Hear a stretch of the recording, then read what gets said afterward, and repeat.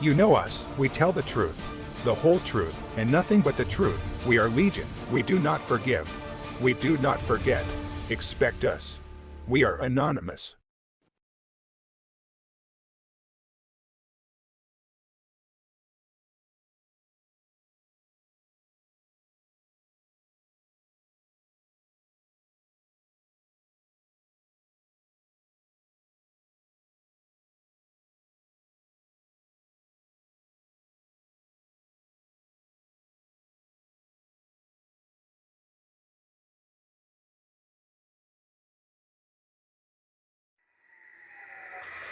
Deadly riots over the government's plan to avoid defaulting on its loans. Is that the unemployment keeps rising, and it has to keep rising just because you have an excess supply of goods, which is this is all borrowed money that our and that debt is owned by banks in other countries. MONEY in the form of a convenient personal loan. A filter cigarette that delivers the taste, and 45 malt liquor. Are you hot? Quite some time ago by a psychologist. America is sponsoring I first learned it from my grandmother. Now, my grandmother was a wonderful person. She taught me how to play the game Monopoly. She understood that the name of the game is to acquire. She would accumulate everything she could, and eventually she became the master of the board. And then she would always say the same thing to me. She'd look at me and she'd say, "One day, you'll learn to play the game." One summer, I played Monopoly almost every day, all day long. And that summer, I learned to play the game. I came to understand the only way to win is to make a total commitment to acquisition. I came to understand that money and possessions, that's the way that you keep score. And by the end of that summer, I was more ruthless than my grandmother. I was ready to bend the rules if I had to win that game. And I sat down with her to play that fall. I took everything she had. I watched her give her last dollar and quit in utter defeat. And then she had one more thing to teach me.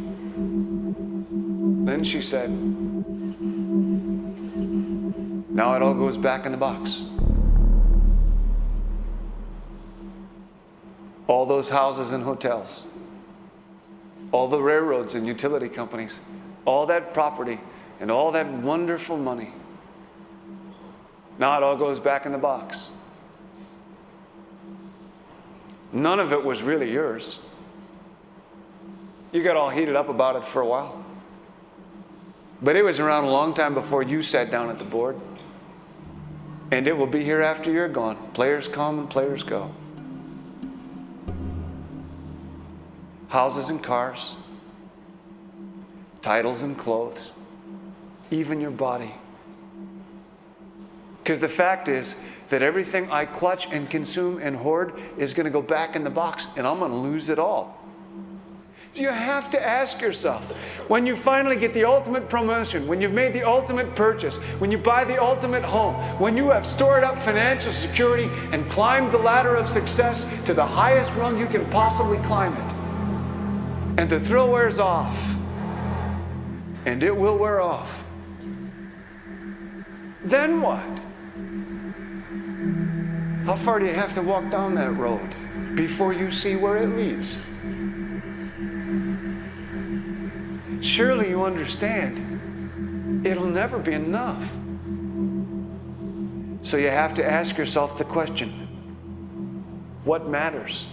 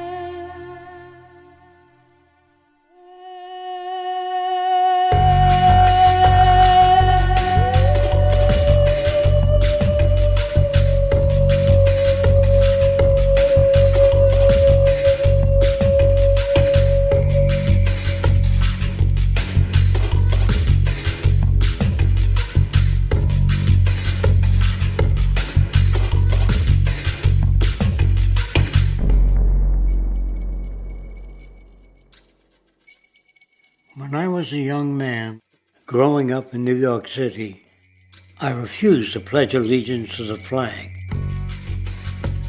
Of course, I was sent to the principal's office, and he asked me, "Why don't you want to pledge allegiance? Everybody does." I said, "Everybody once believed the earth was flat, but that doesn't make it so." I explained that America owed everything it has to other cultures and other nations, and that I would rather pledge allegiance to the earth and everyone on it. Needless to say, it wasn't long before I left school entirely, and I set up a lab in my bedroom. There I began to learn about science and nature. I realized then that the universe is governed by laws, and that the human being, along with society itself, was not exempt from these laws. Then came the crash of 1929, which began what we now call the Great Depression. I found it difficult to understand why millions were out of work, homeless, starving, while all the factories were sitting there. The resources were unchanged. It was then that I realized that the rules of the economic game were inherently invalid.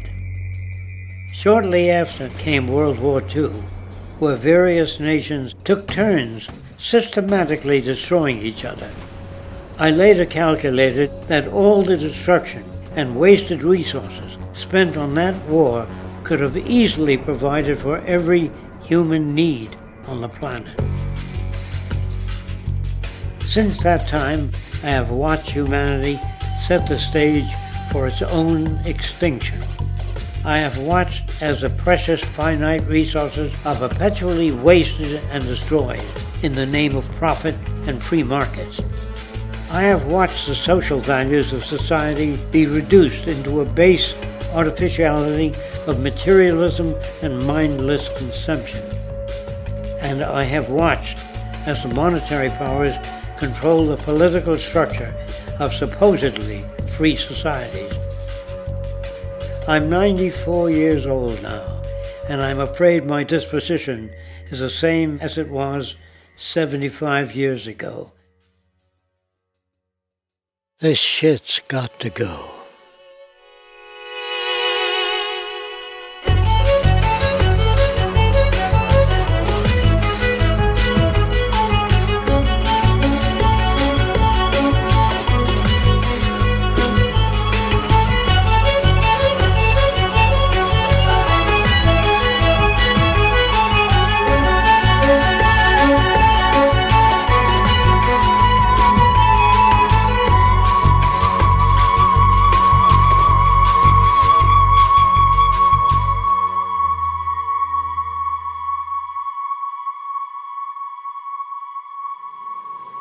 So you're a scientist, and somewhere along the way, hammered into your head is the inevitable nature versus nurture, and that's at least up there with Coke versus Pepsi or Greeks versus Trojans. So nature versus nurture, this by now utterly oversimplifying view of where influences on how a cell deals with an energy crisis, up to what makes us who we are on the most individualistic levels of personality. And what you've got is this complete false dichotomy built around nature as deterministic. At the very bottom of all the causality of life is DNA and the code of codes and the Holy Grail, and everything is driven by it. And at the other end, a much more social science perspective, which is we are social organisms, and biology is for slime molds. Humans are free of biology, and obviously both views are nonsense. What you see instead is it is virtually impossible to understand how biology works outside the context of environment. One of the most crazy-making yet widespread and potentially dangerous notions is, oh, that behavior is genetic. Now, what does that mean? It means all sorts of subtle stuff if you sort of know modern biology, but for most people out there, what it winds up meaning is a deterministic view of life, one rooted in biology and genetics. Genes equal things that can't be changed.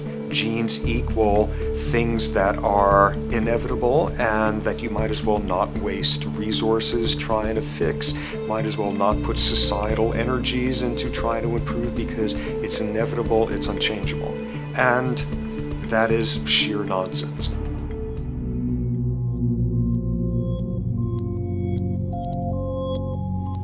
It is widely thought that conditions like ADHD are genetically programmed, conditions like schizophrenia are genetically programmed.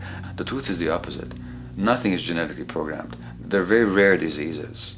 I mean, a small handful, extremely sparsely represented in the population, that are truly genetically determined. Most complex conditions might have a predisposition that is a genetic component, but a predisposition is not the same as a predetermination. The whole search for the source of diseases in the genome was doomed to failure before anybody even thought of it, because most diseases are not genetically predetermined. Heart disease, cancer, strokes, rheumatoid conditions, autoimmune conditions in general, mental health conditions, addictions, these are none of them genetically determined. Breast cancer, for example, out of 100 women with breast cancer, only 7 will carry the breast cancer genes. 93 do not. And out of 100 women who do have the genes, not all of them will get cancer.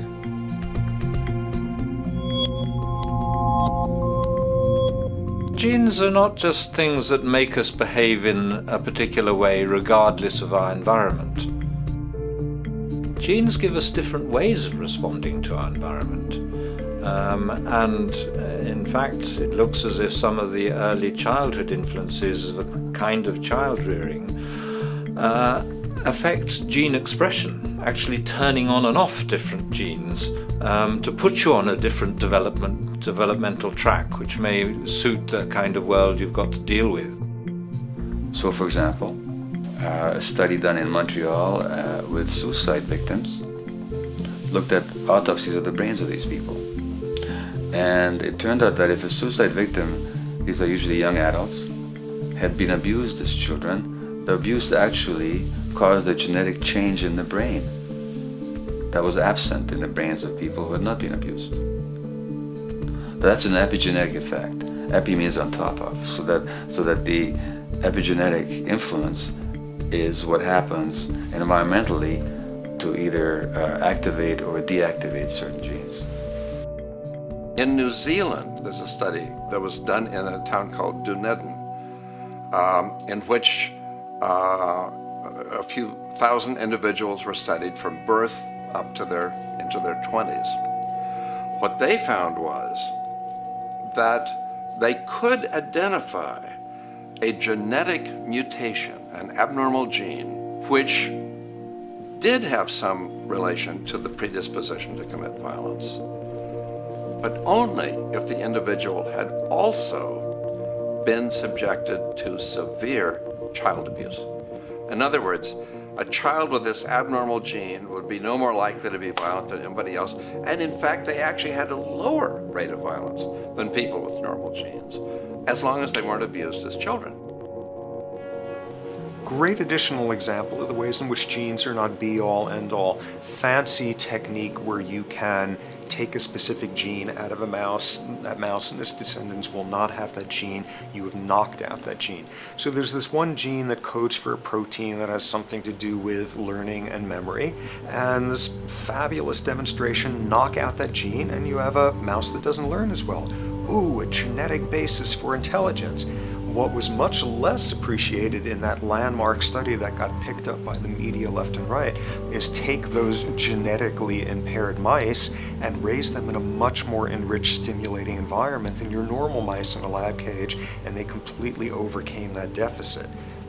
So when one says in a contemporary sense that, oh, this behavior is genetic, to the extent that that's even a valid sort of phrase to use, what you're saying is there is a genetic contribution to how this organism responds to environment. Genes may influence the readiness with which an organism will deal with a certain environmental challenge. That's not the version most people have in their minds. And not to be too soapboxing, but run with the old sort of version of it's genetic, and it's not that far from a history of eugenics and things of that sort. It's a widespread misconception, and it's a potentially fairly dangerous one.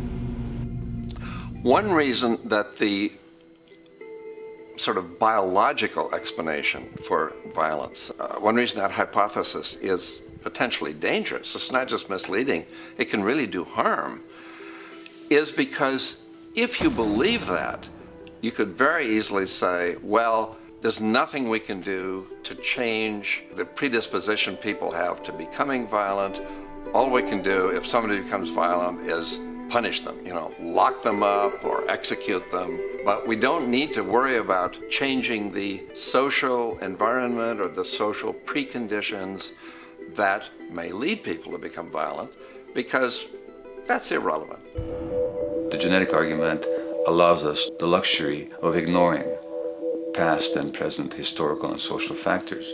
And in the words of Louis Menand, he wrote in the New Yorker, very astutely, he said, "It's all in the genes, an explanation for the way things are that does not threaten the way things are. Why should someone feel unhappy or engage in antisocial behavior when that person is living in the freest and most prosperous nation on earth? It can't be the system.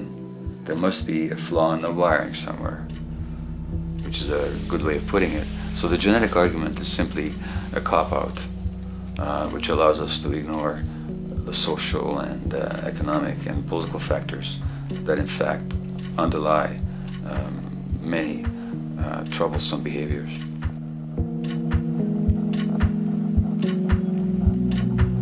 Addictions are usually considered to be a drug-related issue, but looking at it more broadly, I define addiction as any behavior that is associated with craving, with temporary relief, and with long-term negative consequences, along with an impairment of control over it, so that the person wishes to give it up or promises to do so, but can't follow through.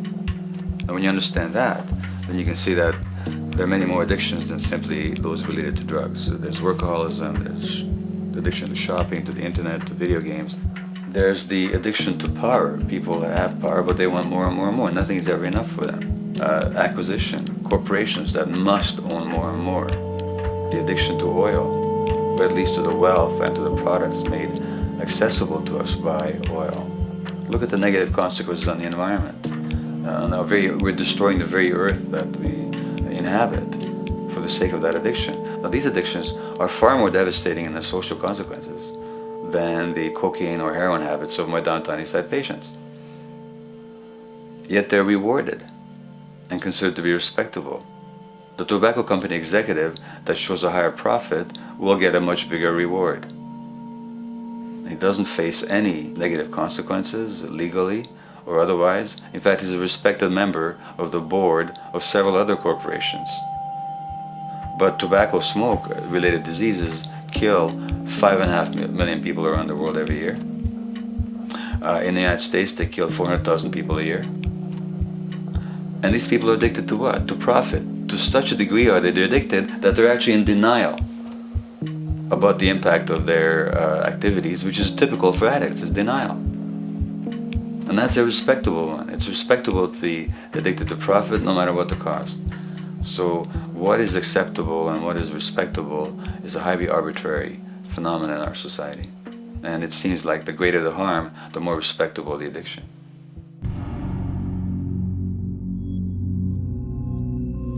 There's a general myth that drugs in themselves are addictive. In fact, the war on drugs is predicated on the idea that if you interdict the sources of drugs, you can deal with addiction that way. Now, if we understand addiction in a broader sense, we see that nothing in itself is addictive. No substance, no drug is by itself addictive, and no behavior is by itself addictive. Many people can go shopping without becoming shopaholics. Not everybody becomes a food addict. Not everyone who drinks a glass of wine becomes an alcoholic.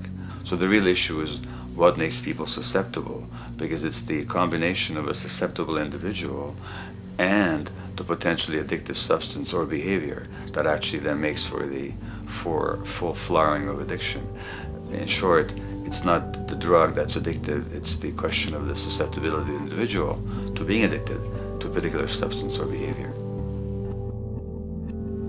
If we wish to understand what then makes some people susceptible, we actually have to look at their life experience. The old idea, although it's old, but it's still broadly held, that addictions are due to some genetic cause is simply scientifically untenable. What the case is actually is that certain life experiences make people susceptible. Life experiences that not only shape the person's personality and psychological needs, but also their very brains in certain ways. And that process begins in utero.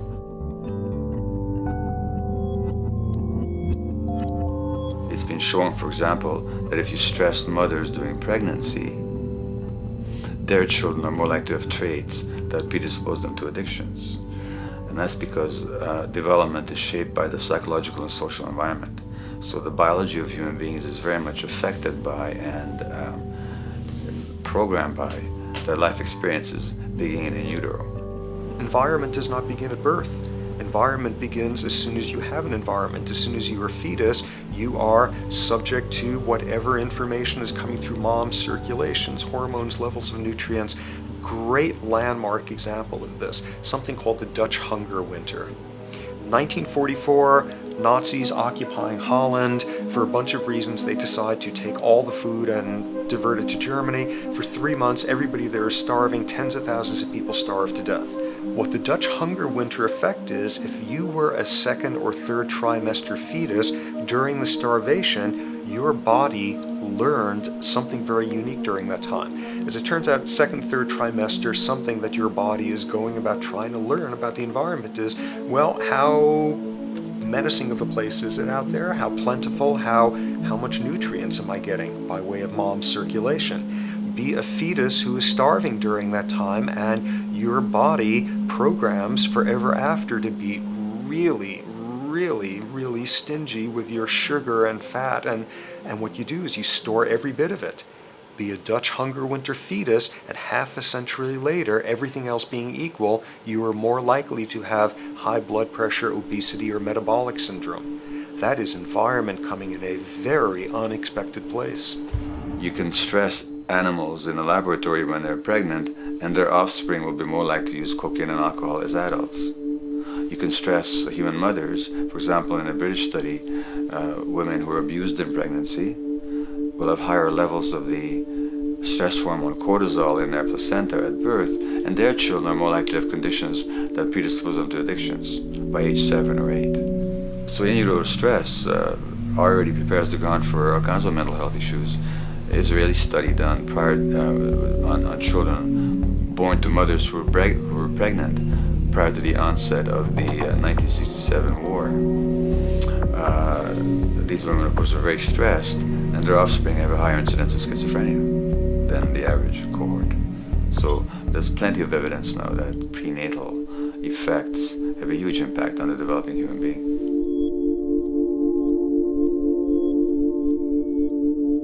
The point about human development, and specifically human brain development, is that it occurs mostly under the impact of the environment and mostly after birth. Now, if you compare us to a horse, which can run on the first day of life, we see that we are very undeveloped. We can't muster that much neurological coordination, balance, muscle strength, visual acuity until a year and a half, 2 years. And that's because the brain development that in the horse happens in the safety of the womb, in a human being has to happen after birth. And that has to do with simple evolutionary logic. As the head gets larger, which is what makes us into human beings, the burgeoning of the forebrain is what creates the human species, actually. At the same time, we walk on 2 legs, so our pelvis narrows to accommodate that. So now we have a narrower pelvis, a larger head. Bingo, we have to be born prematurely. And that means that the brain development that in other animals occurs in utero, in us, occurs after birth. And much of that under the impact of the environment. And the concept of neural Darwinism simply means that the circuits that get the appropriate input from the environment will develop optimally, and the ones that don't will either not develop optimally or perhaps not at all. If you take a child with perfectly good eyes at birth and you put him in a dark room for 5 years, he'll be blind thereafter for the rest of his life, because the circuits of vision require light waves for their development. And without that, even the rudimentary circuits present and active at birth will atrophy and die, and new ones will not develop. There's a significant way in which early experiences shape adult behavior, and even and especially early experiences for which there's no recall memory. It turns out that there are two kinds of memory. There is explicit memory, which is recall. This is when you can call back facts, details, episodes, circumstances. But the structure in the brain, which is called the hippocampus, which encodes recall memory, it doesn't even begin to develop fully until 1.5 years, and it's not fully developed till much later, which is why hardly anybody has any recall memory prior to 18 months.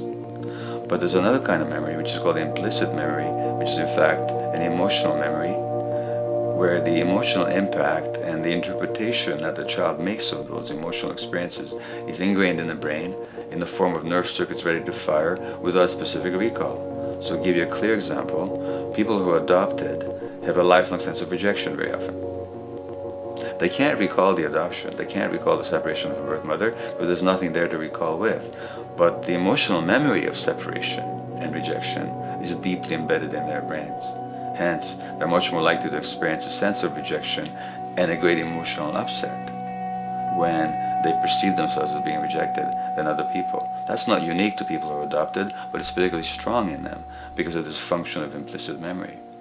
People who are addicted, given that they, according to all the research literature, certainly in my experience, the hardcore addicts virtually were all significantly abused as children or suffered severe emotional loss. Their emotional or implicit memories are those of a world that's not safe and not helpful, caregivers who are not to be trusted, and relationships that are not safe enough to open up to vulnerably. And hence their responses tend to be to keep themselves separate from really intimate relationships, not to trust caregivers, doctors and other people who are trying to help them, and generally see the world as an unsafe place. And that's strictly a function of implicit memory, which sometimes has to do with incidents they don't even recall.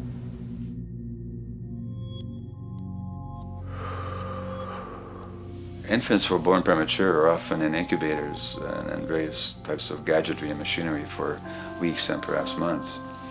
It's now known that if these children are touched and stroked on the back for just 10 minutes a day, that promotes their brain development.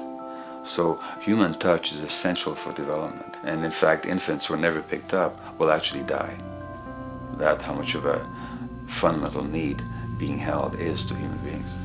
In our society, there's an unfortunate tendency to tell parents not to pick up their kids, not to hold them, not to pick up babies who are crying for fear of spoiling them, or to encourage them to sleep through the night. You don't pick them up, which is just the opposite of what the child needs. And these children might go back to sleep because they give up and their brains just shut down as a way of defending against the vulnerability of being abandoned really by their parents. But their implicit memories will be that of a world that doesn't give a damn.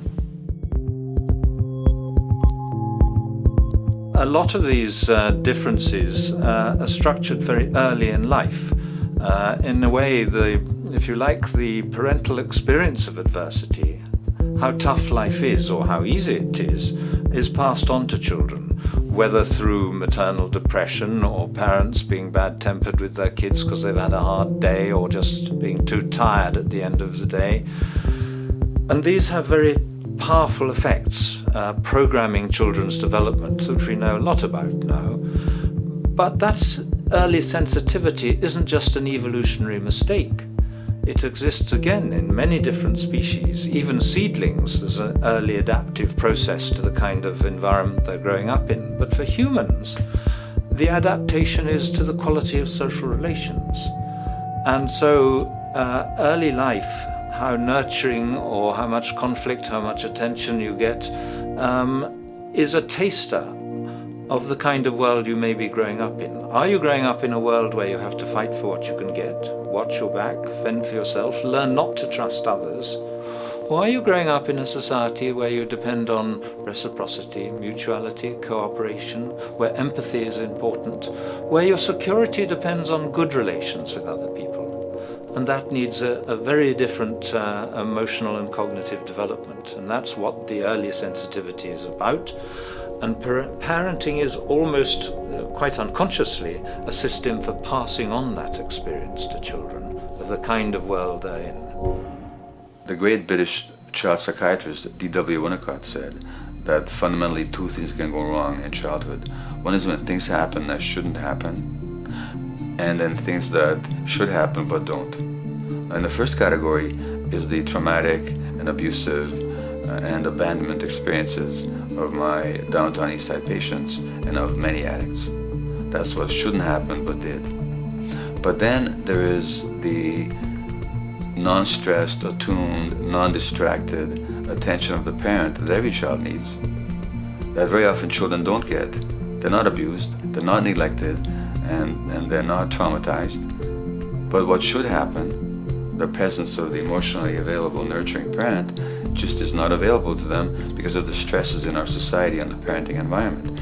And the psychologist Alan Shore calls that proximal abandonment, when the parent is physically present, but emotionally absent. I have spent, roughly the last 40 years of my life working with the most violent people our society produces, murderers, rapists, and so on, in an attempt to understand what causes this violence. I discovered that the most violent of the criminals in our prisons had themselves been victims of a degree of child abuse that was beyond the scale of what I ever thought of applying the term child abuse to. I had no idea of the depth of the depravity with which children in our society are all too often treated. The most violent people I saw were themselves the survivors of their own attempted murder, often at the hands of their parents or other people in their social environment, or were the survivors of family members who'd been killed, their closest family members, by other people. The Buddha argued that everything depends on everything else. He says the one contains the many and the many contains the one. That you can't understand anything in isolation from its environment. The leaf contains the sun, the sky, and the earth, obviously. This has not been shown to be true, of course, all around, and specifically when it comes to human development. The modern scientific term for it is the biopsychosocial nature of human development, which says that the biology of human beings depends very much on their interaction with the social and psychological environment. And specifically, the psychiatrist and researcher Daniel Siegel at the University of California, Los Angeles, UCLA, has coined the phrase interpersonal neurobiology, which means to say that the way that our nervous system functions depends very much on our personal relationships. In the first place with the parenting caregivers, and in the second place with other important attachment figures in our lives, and in the third place with our entire culture. So that you can't separate the neurological functioning of a human being from the environment in which he or she grew up in and continues to exist in. And this is true throughout the life cycle. It's particularly true when you're dependent and helpless and your brain is developing, but it's true even in adults and even at the end of life. Human beings have lived in almost every kind of society, from the most egalitarian, hunting and gathering societies seem to have been very egalitarian, for instance, based on food sharing, gift exchange. Small bands of people living predominantly off of foraging, but a little bit of hunting. Predominantly among people you have at the least known your entire life, if not surrounded by third cousins or closer, in a world in which there's a great deal of fluidity between different groups, in a world in which there is not a whole lot in terms of material culture. This is how humans have spent most of their hominid history. And no surprise, that makes for a very different world. One of the things you get as a result of that is far less violence. Organized group violence is not something that occurred at that time of human history, and that seems quite clear. So where did we go wrong? Violence is not universal. It's not symmetrically distributed throughout the human race. There is a huge variation in the amount of violence in different societies. There are some societies that have virtually no violence. There are others that destroy themselves. Some of the Anabaptist religious groups that are complete strict pacifists, like the Amish, the Mennonites, the Hutterites. Among some of these groups, the Hutterites, there are no recorded cases of homicide. During our major wars, like World War II, where people were being drafted, they would refuse to serve in the military. They would go to prison rather than serve in the military. In the kibbutzim in Israel, the level of violence is so low that the criminal courts there will often send violent offenders, people who have committed crimes, to live on the kibbutzim in order to learn how to live a nonviolent life, because that's the way people live there. So we are amply shaped by society. Our societies in the broader sense, including our theological, our metaphysical, our linguistic influences, etc., our societies help shape us as to whether or not we think life is basically about sin or about beauty, whether the afterlife will carry a price for how we live our lives or if it's irrelevant. In a broad sort of way, different large societies could be termed as individualistic or collectivist, and you get very different people and different mindsets, and I suspect different brains coming along with that. We in America are in one of the most individualistic of societies, and capitalism being a system that allows you to go higher and higher up a potential pyramid, and the deal is it comes with fewer and fewer safety nets. By definition, the more stratified a society is, the fewer people you have as peers, the fewer people with whom you have symmetrical, reciprocal relationships, and instead all you have are differing spots and endless hierarchies. And a world in which you have few reciprocal partners is a world with a lot less altruism.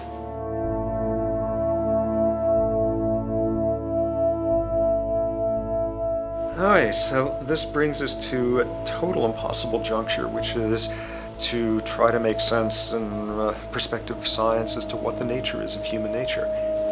You know, on a certain level, the nature of our nature is not to be particularly constrained by our nature. We come up with more social variability than any species out there, more systems of belief, of styles of family structures, of ways of raising children. The capacity for variety that we have is extraordinary.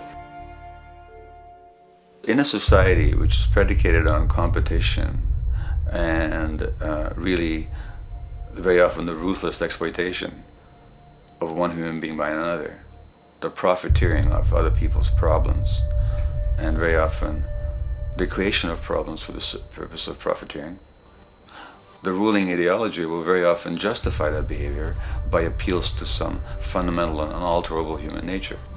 So the myth in our society is that people are competitive by nature, and that they're individualistic, and that they're selfish.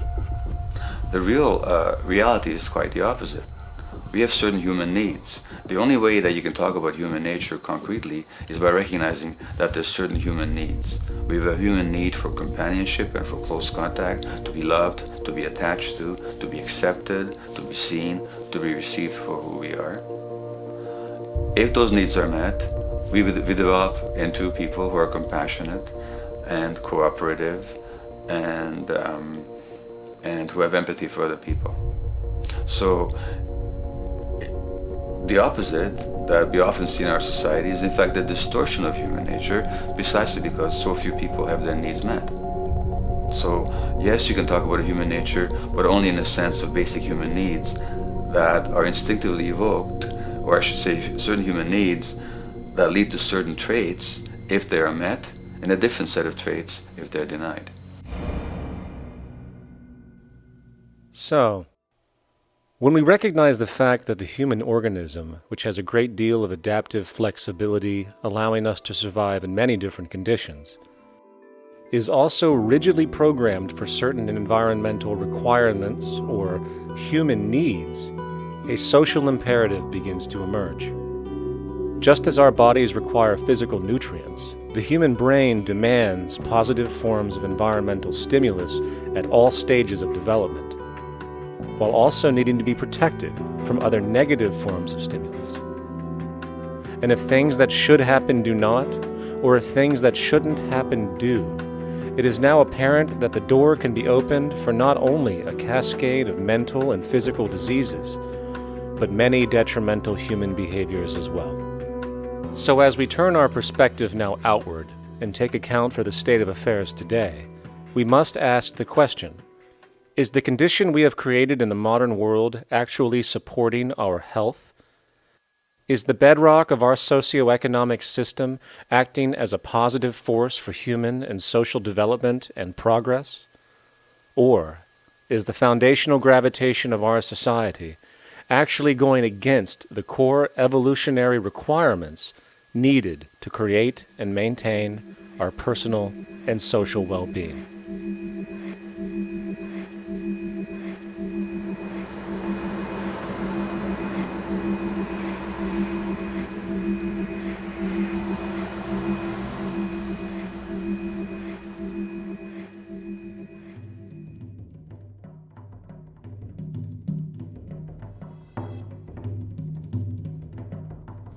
So one might ask, where did this all begin?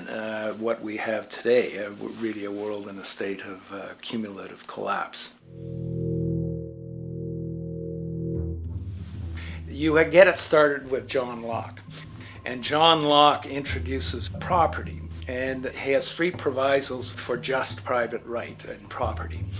And the three provisos are that there must be enough left over for others, and that you must not let it spoil, and that you, most of all, must mix your labor with it.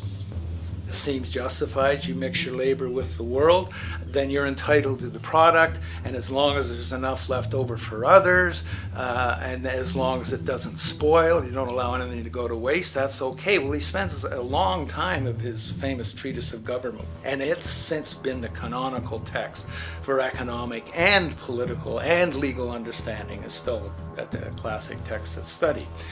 Well, what he did is, after he gives the provisos, and you're almost thinking at the time whether you're for private property or not, he's given a very good and plausible and powerful defense of private property here.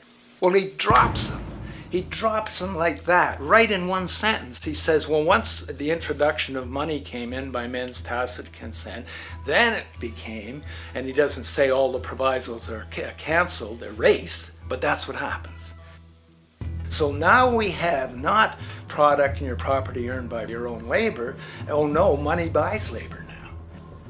There's no longer a consideration of whether there's enough left over for others. There's no longer a consideration of whether it spoils, because he says, well, money's like silver and gold can't spoil, therefore monies can't be responsible for waste, which is ridiculous. We're not talking about money and silver, we're talking about what its effects are. It's one non sequitur after another. Just the most startling logical legerdemain that he gets away with here. But it fits the interests of capital owners. Then Adam Smith comes along, and what he adds is the religion to this. Locke started with God made it all this way. This is God's right.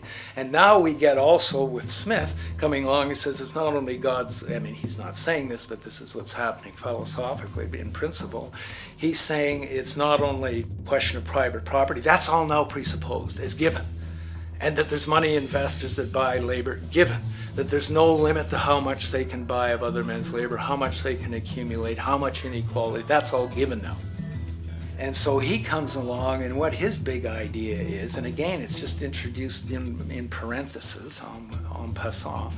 You know, when people put out the goods for sale and others, you know, the supply, and other people buy them with the demand and so forth, how do we have supply equaling demand or demand equaling supply? How can they come into equilibrium? And that is one of the central notions of economics, is how do they come into equilibrium?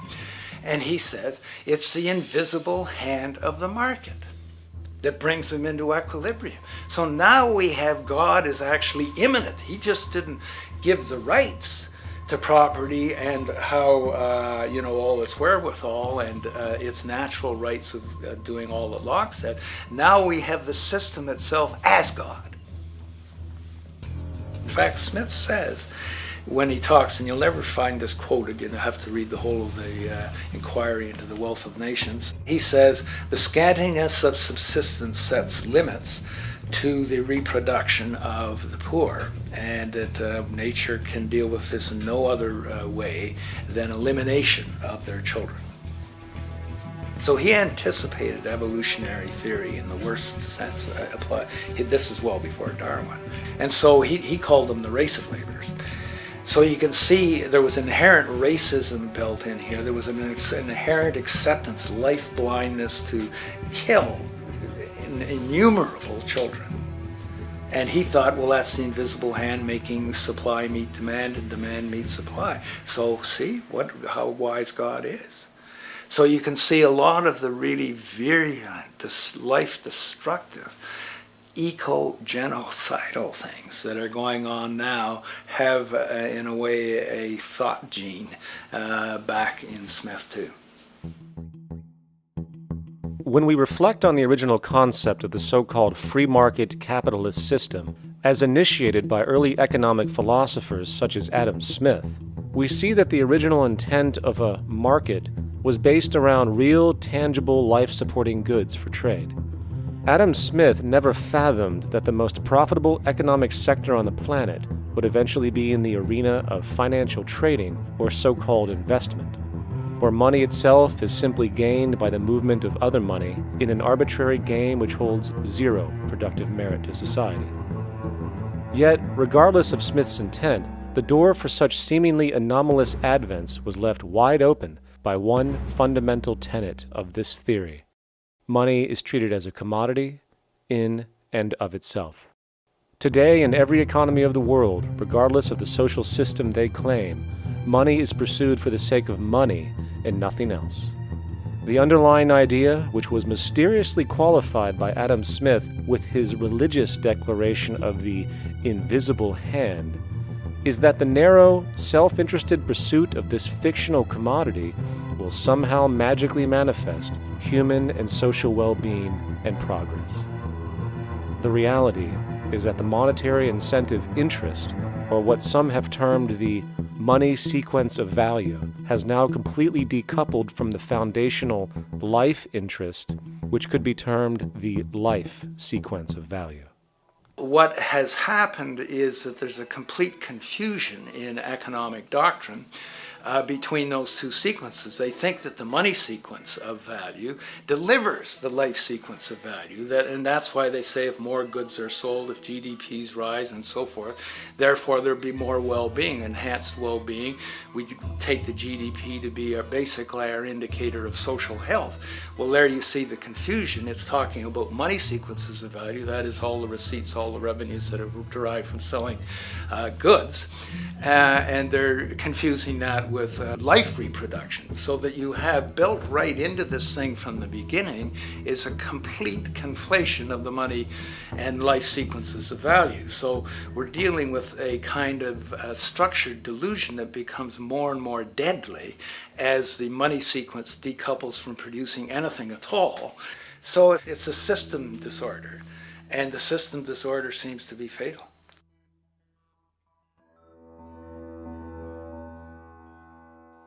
In society today, you seldom hear anyone speak of the progress of their country or society in terms of their physical well-being, state of happiness, trust, or social stability. Rather, the measures are presented to us through economic abstractions. We have the gross domestic product, the consumer price index, the value of the stock market, rates of inflation, and so on. But does this tell us anything of real value as to the quality of people's lives? No, all these measures have to do with the money sequence itself and nothing more. For example, the gross domestic product of a country is a measure of the value of goods and services sold. This measure is claimed to correlate to the standard of living of a country's people. In the United States, healthcare accounted for over 17% of GDP in 2009, amounting to over $2.5 trillion spent, hence creating a positive effect on this economic measure. And based on this logic, it would be even better for the U.S. economy if healthcare services increased more so, perhaps to $3 trillion or $5 trillion, since that would create more growth, more jobs, and hence boasted by economists as a rise in their country's standard of living. But wait a minute, what do healthcare services actually represent? Well, sick and dying people. That's right, the more unhealthy people there are in America, the better the economy. Now, that is not an exaggeration or a cynical perspective. In fact, if we step back far enough, you will realize that the GDP not only doesn't reflect real public or social health on any tangible level, it is, in fact, mostly a measure of industrial inefficiency and social degradation. And the more you see it rise, the worse things are becoming with respect to personal, social, and environmental integrity. You have to create problems to create profit. There is no profit under the current paradigm in saving lives, putting balance on this planet, having justice and peace or anything else. There's just no profit there. There's an old saying, pass a law, create a business, whether you're creating a business for a lawyer or whatever. So, crime does create business, just like destruction creates business in Haiti. We have now roughly 2 million people incarcerated in this country, and of those, many of them are in prisons run by private corporations, Corrections Corporation of America, WACC, and who trade their stock on Wall Street based upon how many people are in jail. Now that's sickness, but that is a reflection of what this economic paradigm calls for. So what exactly does this economic paradigm call for? What is it that keeps our economic system going? Consumption. Or more accurately, cyclical consumption. When we break down the foundation of classic market economics, we are left with a pattern of monetary exchange that simply cannot be allowed to stop or even substantially slowed, if the society as we know it is to remain operational. There are three main actors on the economic stage: the employee, the employer, and the consumer. The employee sells labor to the employer for income. The employer sells its production services and hence goods to the consumer for income. And the consumer, of course, is simply another role of the employer and employee, spending back into the system to enable the cyclical consumption to continue. In other words, the global market system is based on the assumption that there will always be enough product demand in society to move enough money around at a rate which can keep the consumption process going. And the faster the rate of consumption, the more so-called economic growth is assumed, and so the machine goes. But hold on, I thought an economy was meant to, economize? Doesn't the very term have to do with preservation and efficiency and a reduction of waste? So how does our system, which demands consumption and the more the better, efficiently preserve or economize at all? Well, it doesn't. The intent of the market system is, in fact, the exact opposite of what a real economy is supposed to do, which is efficiently and conservatively orient the materials for production and distribution of life-supporting goods. We live on a finite planet with finite resources, where, for example, the oil we utilize took millions of years to develop, where the minerals we use took billions of years to develop. So, having a system that deliberately promotes the acceleration of consumption for the sake of so-called economic growth is pure ecocidal insanity. Absence of waste, that's what efficiency is. Absence of waste. This system is more wasteful than all the other existing systems in the history of the planet. Every level of life organization and life system is in a state of crisis and challenge and decay or collapse. No peer-reviewed journal in the last 30 years will tell you anything different. That is that every life system is in decline, as well as social programs, as well as our water access. Try to name any means of life that isn't threatened and in danger. You can't. There really isn't one, and that's very, very despairing. But we haven't even figured out the causal mechanism. We don't want to face the causal mechanism. We just want to go on, that's what insanity is, where you keep doing the same thing over and over again, though it clearly doesn't work. So you're really dealing with not an economic system, but I would go so far as to say an anti-economic system. There's an old saying that the competitive market model seeks to create the best possible goods at the lowest possible prices. This statement is essentially the incentive concept, which justifies market competition based on the assumption that the result is the production of higher quality goods. If I was going to build myself a table from scratch, I would naturally build it out of the best, most durable materials possible, right? With the intent for it to last as long as possible. Why would I want to make something poor, knowing I would have to eventually do it again and expend more materials and more energy? Well, as rational as that may seem in the physical world, when it comes to the market world, it is not only explicitly irrational, it is not even an option. It is technically impossible to produce the best of anything if a company is to maintain a competitive edge and hence remain affordable to the consumer. Literally everything created and set for sale in the global economy is immediately inferior the moment it is produced, for it is a mathematical impossibility to make the most scientifically advanced, efficient, and strategically sustainable products.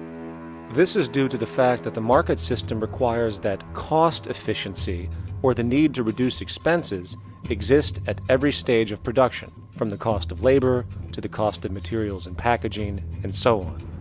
This competitive strategy, of course, is to make sure the public buys their goods rather than from a competing producer, which is doing the exact same thing to also make their goods both competitive and affordable. This immutably wasteful consequence of the system could be termed intrinsic obsolescence. However, this is only one part of a larger problem. A fundamental governing principle of market economics, one that you will not find in any textbook, by the way, is the following. Nothing produced can be allowed to maintain a lifespan longer than what can be endured in order to continue cyclical consumption. In other words, it is critical that stuff break down, fail, and expire within a certain amount of time. This is termed planned obsolescence. Planned obsolescence is the backbone of the underlying market strategy of every goods-producing corporation in existence. While very few, of course, would admit to such a strategy outright, what they do is mask it within the intrinsic obsolescence phenomenon just discussed, while often ignoring or even suppressing new advents in technology which might create a more sustainable, durable good. So, if it wasn't wasteful enough that the system inherently cannot allow the most durable and efficient goods to be produced, planned obsolescence deliberately recognizes that the longer any good is in operation, the worse it is for sustaining cyclical consumption and hence the market system itself. In other words, product sustainability is actually inverse to economic growth, and hence there is a direct, reinforced incentive to make sure lifespans are short of any given good produced. And in fact, the system cannot operate any other way. One glance at the sea of landfills now spreading across the world show the obsolescence reality. There are now billions of cheaply made cell phones, computers, and other technology, each full of precious, difficult-to-mine materials such as gold, coltan, copper, now rotting in vast piles, usually due to the mere malfunction or obsolescence of small parts, which, in a conservative society, could likely be fixed or updated, and the life of the good extended. Unfortunately, as efficient as that may seem in our physical reality, living on a finite planet with finite resources, it is explicitly inefficient with respect to the market. To put it into a phrase, efficiency, sustainability, and preservation are the enemies of our economic system. Likewise, just as physical goods need to be constantly produced and reproduced, regardless of their environmental impact, the service industry operates with an equal rationale. The fact is, there is no monetary benefit to resolving any problems which are currently being serviced. At the end of the day, the last thing the medical establishment really wants is the curing of diseases such as cancer, which would eliminate countless jobs and trillions in revenue. And since we're on the subject, crime and terrorism in this system are good. Well, at least economically, for it is employing police, generating high-value commodities for security, not to mention the value of prisons that are privately owned for profit. And how about war?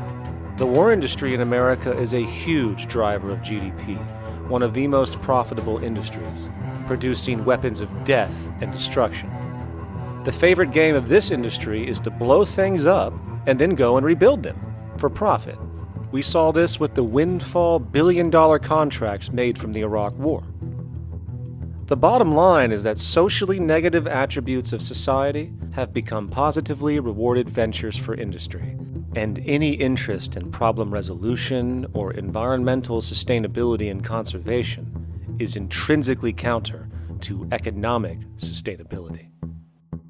And this is why, every time you see the GDP rise in any country, you are witnessing an increase in necessity, whether real or contrived. And by definition, a necessity is rooted in inefficiency. Hence, increased necessity means increased inefficiency. The American dream is based on rampant consumerism. It is based upon the fact that mainstream media, and especially commercial advertising, all corporations who need this infinite growth, have convinced us or brainwashed most people in America, and hence the world, that we have to have X number of material possessions and the possibility of gaining infinitely more material possessions in order to be happy. That's just not true.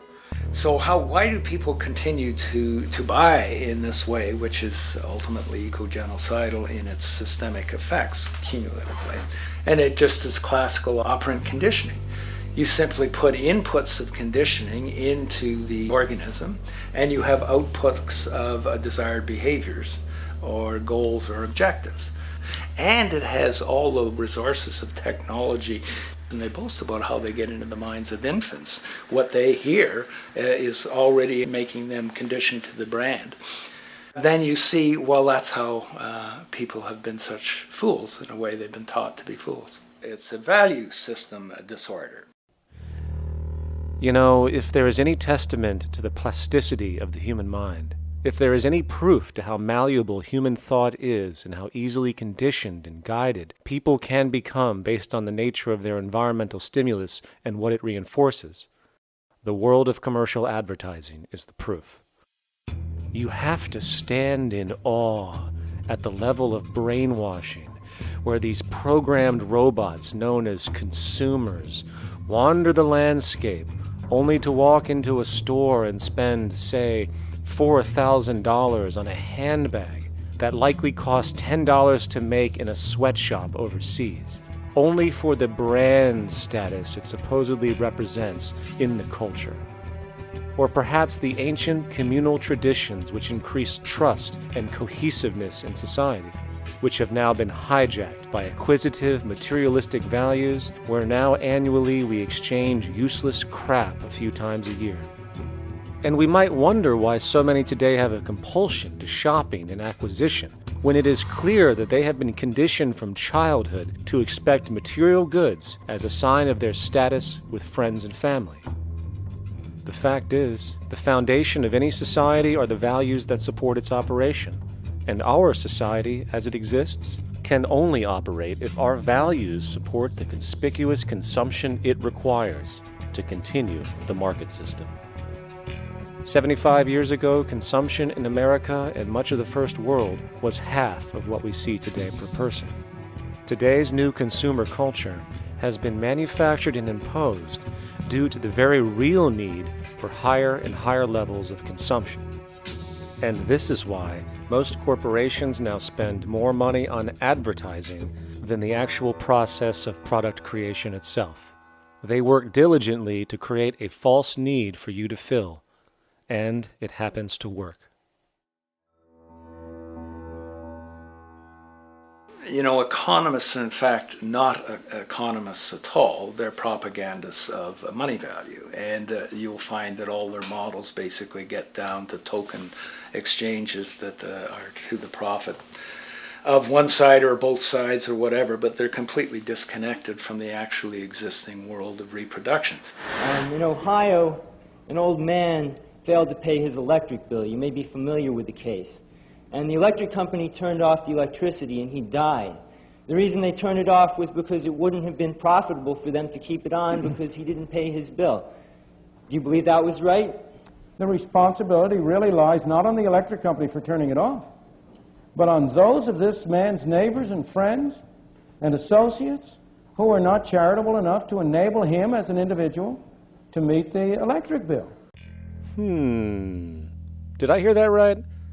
Did he just say the death of a man caused by not having money was the responsibility of other people, or in effect, charity? Well then, I guess we're going to need a whole lot of infomercials, little miserable coin slot donations for bodega counters, and a bunch of pickle jars for the billion people now starving to death on this planet because of the very system Milton Friedman promotes. Whether you are dealing with the philosophies of Milton Friedman, F.A. Hayek, John Maynard Keynes, Ludwig von Mises, or any other major market economist, the basis of rationale rarely leaves the money sequence. It is like a religion. Consumption analysis, stabilization policies, deficit spending, aggregate demand. It exists as a never-ending, self-referring, self-rationalizing circle of discourse where universal human need, natural resources, or any form of physical life-supporting efficiency is ruled out by default and replaced by the singular notion that humans seeking advantage over each other for money alone, motivated by their own narrow self-interest, will magically create a sustainable, healthy, balanced society. There is no life coordinate in this whole theory, this whole doctrine. What are they doing? What are they doing? What they're doing is tracking money sequences. That's all it is tracking money sequences, presupposing everything that matters. One, that there's no life coordinates. Wow, no life coordinates. Two, that all the agents are self-maximizing preference seekers. That is, they think of nothing other than themselves and what they can get most for themselves. That's the notion, that's the ruling notion of rationality. Self-maximizing choice. And the only thing that they're interested in self-maximizing is money or commodities.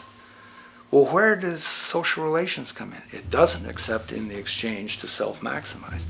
Where do our natural resources come in? They don't, except to exploit. Where does the family come in as being able to survive? It doesn't. They have to have money in order to purchase any good. Well, shouldn't an economy deal somewhere with human need? Isn't that what the fundamental issue is, to satisfy human needs? Oh, need isn't even in your lexicon. You dissolve it into wants. And what is a want? That means money demand that wants to buy. Well, if it's money demand that wants to buy, it's got nothing to do with need, because it may be the person has no money demand and desperately needs, say, water supply. Or it may be money demand wants a gold toilet seat. Well, where does it all go? To the gold toilet seat. And you call this economics? Like, it's really, when one thinks of it, it's got to be the most bizarre delusion in the history of human thought. Now, so far we have focused on the market system, but this system is actually only one half of the global economic paradigm. The other half is the monetary system. While the market system deals with the interaction of people gaming for profit across the spectrum of labor, production, and distribution, the monetary system is an underlying set of policies set by financial institutions which create conditions for the market system, among other things.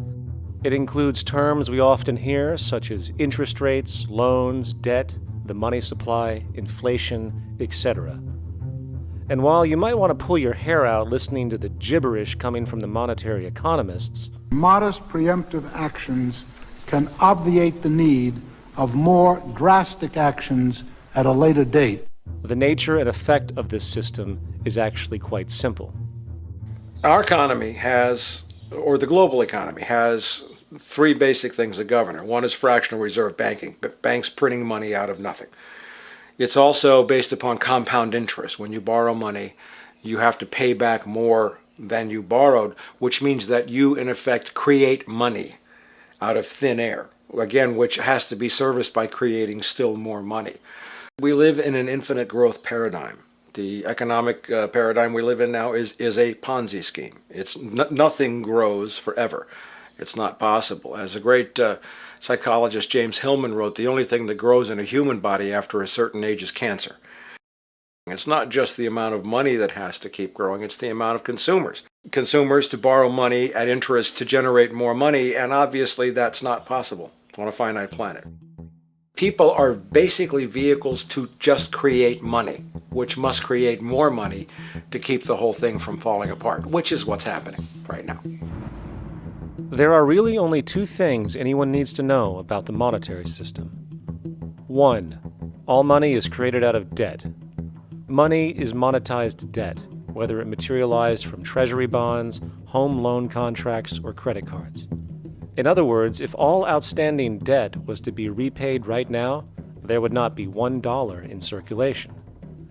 And 2, interest is charged on virtually all loans made, and the money needed to pay back this interest does not exist in the money supply outright. Only the principal is created by the loans, and the principal is the money supply. So, if all this debt was to be repaid right now, not only would there not be $1 left in circulation, there would also be a gigantic amount of money owed that is literally impossible to pay back, for it does not exist. The consequence of all of this is that two things are inevitable: inflation and bankruptcy. As far as inflation, this can be seen as an historical trend in virtually every country today, and easily tied to its cause, which is the perpetual increase of the money supply, which is required to cover the interest charges and keep the system going. As far as bankruptcy, it comes in the form of debt collapse. This collapse will inevitably occur with a person, a business, or a country, and typically happens when the interest payments are no longer possible to make. But there is a bright side to all of this. Well, at least in terms of the market system, because debt creates pressure. Debt creates wage slaves. A person in debt is much more likely to take a low wage than a person who isn't, hence becoming a cheap commodity. So it's great for the corporations to have a pool of people that have no financial mobility. But hey, that same train of thought also goes for entire countries. The World Bank and the International Monetary Fund, which mostly serve as proxies for transnational corporate interests, give gigantic loans to troubled countries at very high interest rates, and then, once the countries are deeply in the hole and can't pay, austerity measures are applied, the corporations swoop in, set up sweatshops, and take their natural resources. Now that's market efficiency. But wait, there's more. You see, there's this unique hybrid of the monetary and market system called the stock market, which rather than, actually produce anything real, they just buy and sell money itself. And when it comes to debt, you know what they do? That's right, they trade it. They actually buy and sell debt for profit, from credit default swaps and collateralized debt obligations for consumer debt, to complex derivative schemes used to mask the debt of entire countries, such as the collusion of investment bank Goldman Sachs in Greece, which nearly collapsed the entire European economy. So when it comes to the stock market and Wall Street, we have an entirely new level of insanity born out of the money sequence of value. All you need to know about markets was written in an editorial in the Wall Street Journal a couple years ago. It was called Lessons of the Brain-Damaged Investor. And in this editorial, they explain why people with slight brain damage do better as investors than people with normal brain functionality. Why? Because the slightly brain-damaged person has no empathy. And that's the key. If you don't have any empathy, you do well as an investor. And so Wall Street breeds people who have no empathy to go in there and to make decisions and make trades that they have no compunction about and no thought whatsoever as to what they're doing might affect their fellow human being. So they breed these robots these people who have no souls. And since they don't even want to pay these people anymore, they're now breeding robots, real algorithmic traders. Goldman Sachs and the high-frequency trading scandal. They put a computer next to the exchange, the New York Stock Exchange. This computer, this co-located computer, as they call it, it front-runs all the trades on the exchange, and it hits the exchange with volumes of orders in ways that scout pennies and nickels away from the exchange. It's like they're siphoning money all day long. They went one quarter last year, 30 or 60 straight days without a single down day and made millions of dollars every single day. Is that because, well, that's statistically impossible. When I worked on Wall Street, the way it works is everyone kicks upstairs the bribes. The brokers bribe to the office manager bribes to the regional sales manager bribes to the national sales manager. It's a common understanding. At Christmas, who gets the biggest bonus at Christmas in an average brokerage office? The compliance officer. The compliance officer sits there all day long. He's supposed to be making sure you don't violate any of the margin rules and you're complying with the law. Of course, yeah, to the extent that you can bribe the compliance officer, yeah, that's right, you are complying with the law. So how does fraud has become the system? It's no longer a byproduct. It is the system. You know, it's like that old Woody Allen joke. He says, "Doctor, my brother thinks he's a chicken." And the doctor says, "Take a pill, and that should cure the problem." And he says, "No, doctor, you don't understand. We need the eggs." Okay? So the trading of fraudulent claims back and forth between banks to generate fees, to generate bonuses, has become the GDP producing growth engine of the United States economy. Even though they're essentially trading fraudulent claims that there's absolutely no hope of ever paying back. They're processing and generating and resecuritizing nothing. If I write $20 billion on a cocktail napkin and I sell it to JP Morgan, while JP Morgan writes $20 billion on a cocktail napkin, and we swap those two cocktail napkins at a bar, and we each pay ourselves 1/4% in a fee, we make a lot of money for our Christmas bonus. We each have on our books a $20 billion cocktail napkin, which has no real value until such time as the system is no longer able to absorb bogus cocktail napkins, in which case we go to the government to get bailed out. And because of Wall Street and the global stock market, there are now conservatively about $700 trillion of outstanding fraudulent claims known as derivatives, still waiting to collapse, a value amounting to over 10 times the gross domestic product of the entire planet. And while we have seen the bailouts of corporations and banks by governments, which of course comedically borrow their money from banks to begin with, we are now seeing attempts to bail out whole countries by conglomerates of other countries through the international banks. But how do you bail out a planet? There is no country out there that isn't now saturated in debt. The cascade of sovereign debt defaults we have seen can only be the beginning when the math is taken into account. It has been estimated in the United States alone that income tax would need to be raised to 65% per person just to cover the interest in the near future. Economists are now foreshadowing that within a few decades, 60% of the countries on the planet will be bankrupt. But hold on, let me get this straight. The world is going bankrupt, whatever the hell that means, because of this idea called debt, which doesn't even exist in the physical reality. It's only part of a game that we've invented. And yet the well-being of billions of people is now being compromised. Extreme layoffs, tent cities, accelerating poverty, austerity measures imposed, schools shutting down, child hunger, and other levels of familial deprivation, all because of this elaborate fiction. What are we, fucking stupid? Hey, Mars, my man. Help a brother out, huh? Grow up, kid.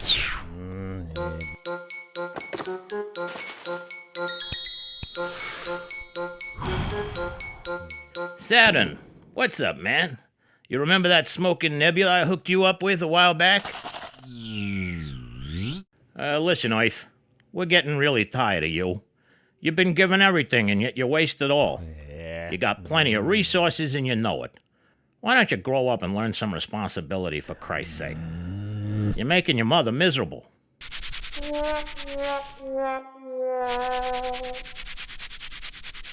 You're on your own, pal. Yeah, whatever.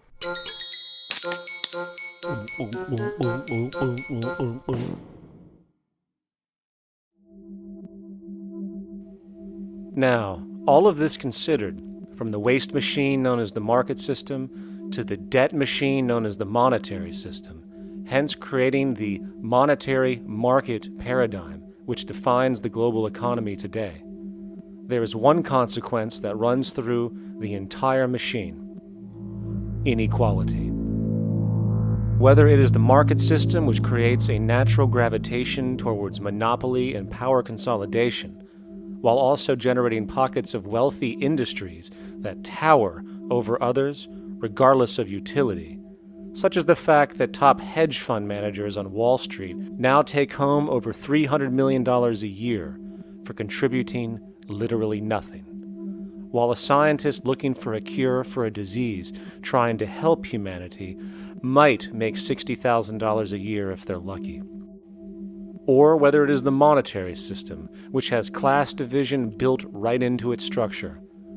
For example, if I have $1 million to spare and I put it into a CD at 4% interest, I will make $40,000 a year. No social contribution, no nothing. However, if I'm a lower class person and have to take loans to buy my car or home, I am paying in interest, which, in abstraction, is going to pay that millionaire with the 4% CD. This stealing from the poor to pay the rich is a foundational, built-in aspect of the monetary system, and it could be labeled structural classism.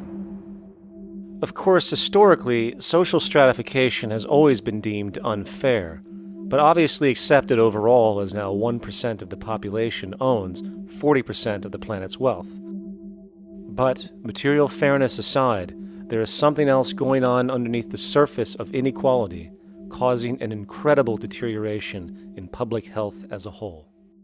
Well, I think people are often puzzled by the contrast between the material success of our societies, unprecedented levels of wealth, and the many social failings. I mean, you know, if you look at the rates of drug abuse or violence or self-harm amongst kids or mental illness, there's clearly something going deeply wrong with our societies.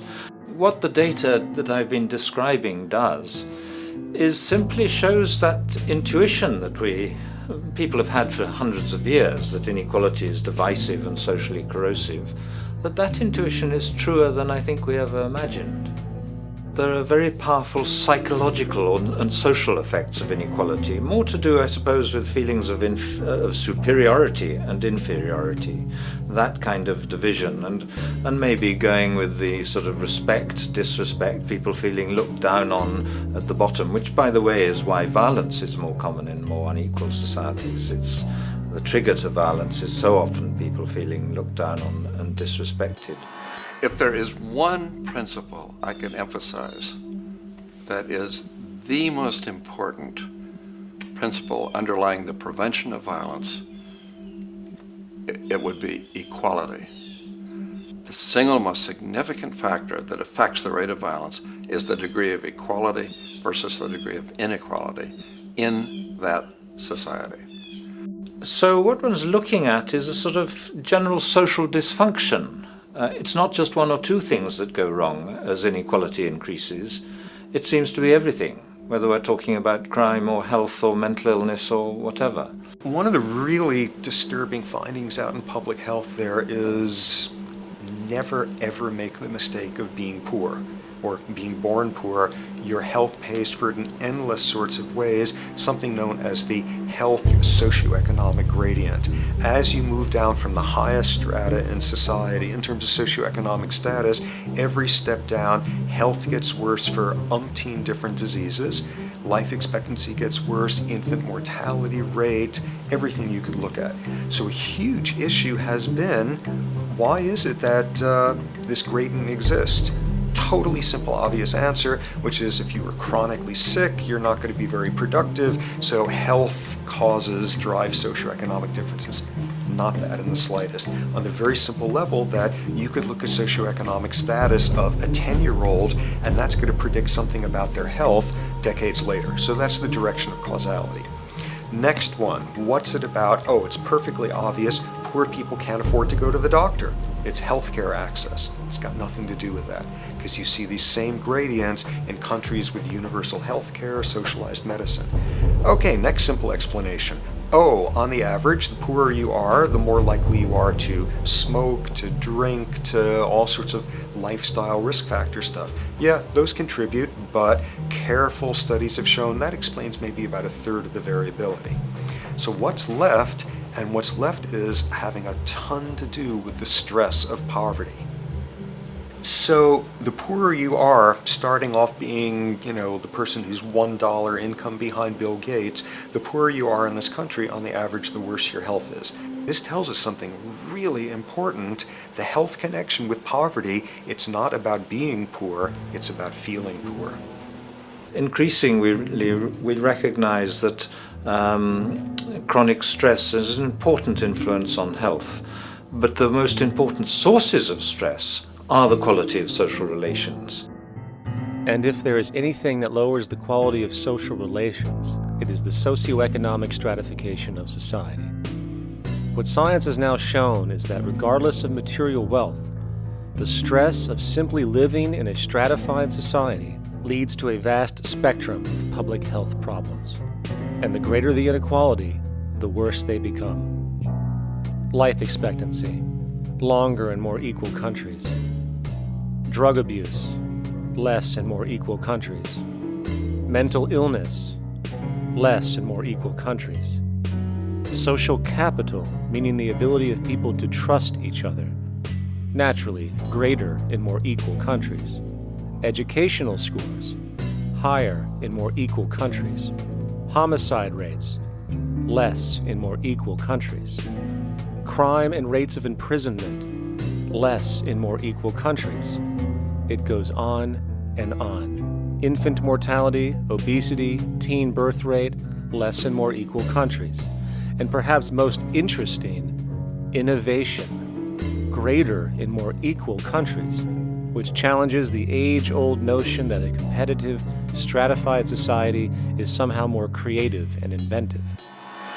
Moreover, a study done in the UK called the Whitehall Study confirmed that there is a social distribution of disease as you go from the top of the socioeconomic ladder to the bottom. For example, it was found that the lowest rungs of the hierarchy had a 4-fold increase of heart disease-based mortality compared to the highest rungs. And this pattern exists irrespective of access to health care. Hence, the worse a person's relative financial status, the worse their health is going to be on average. This phenomenon is rooted in what could be termed psychosocial stress, and it is at the foundation of the greatest social distortions plaguing our society today. Its cause? The monetary market system. Make no mistake, the greatest destroyer of ecology, the greatest source of waste and depletion and pollution, the greatest purveyor of violence, war, crime, poverty, animal abuse, and inhumanity, the greatest generator of social and personal neuroses, mental disorders, depression, anxiety, not to mention the greatest source of social paralysis, stopping us from moving into new methodologies for personal health, global sustainability, and progress on this planet, is not some corrupt government or legislation, not some rogue corporation or banking cartel, not some flaw of human nature, and not some secret hidden cabal that controls the world. It is, in fact, the socioeconomic system itself at its very foundation.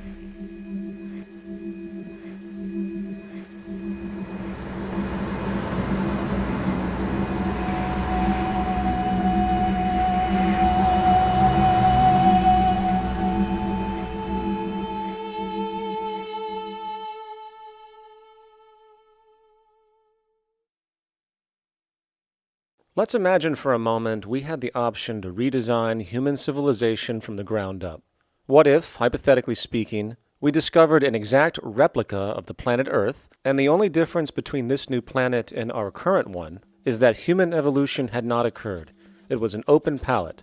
No countries, no cities, no pollution, no Republicans, just a pristine, open environment.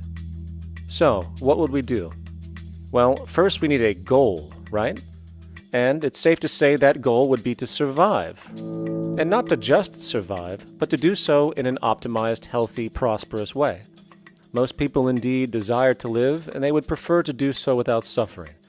Therefore, the basis of this civilization needs to be as supportive and hence sustainable for human life as possible, taking into account the material needs of all the world's people, while trying to remove anything that could hurt us in the long run. That goal of, say, maximum sustainability understood, the next question regards our method. What kind of approach do we take? Well, let's see.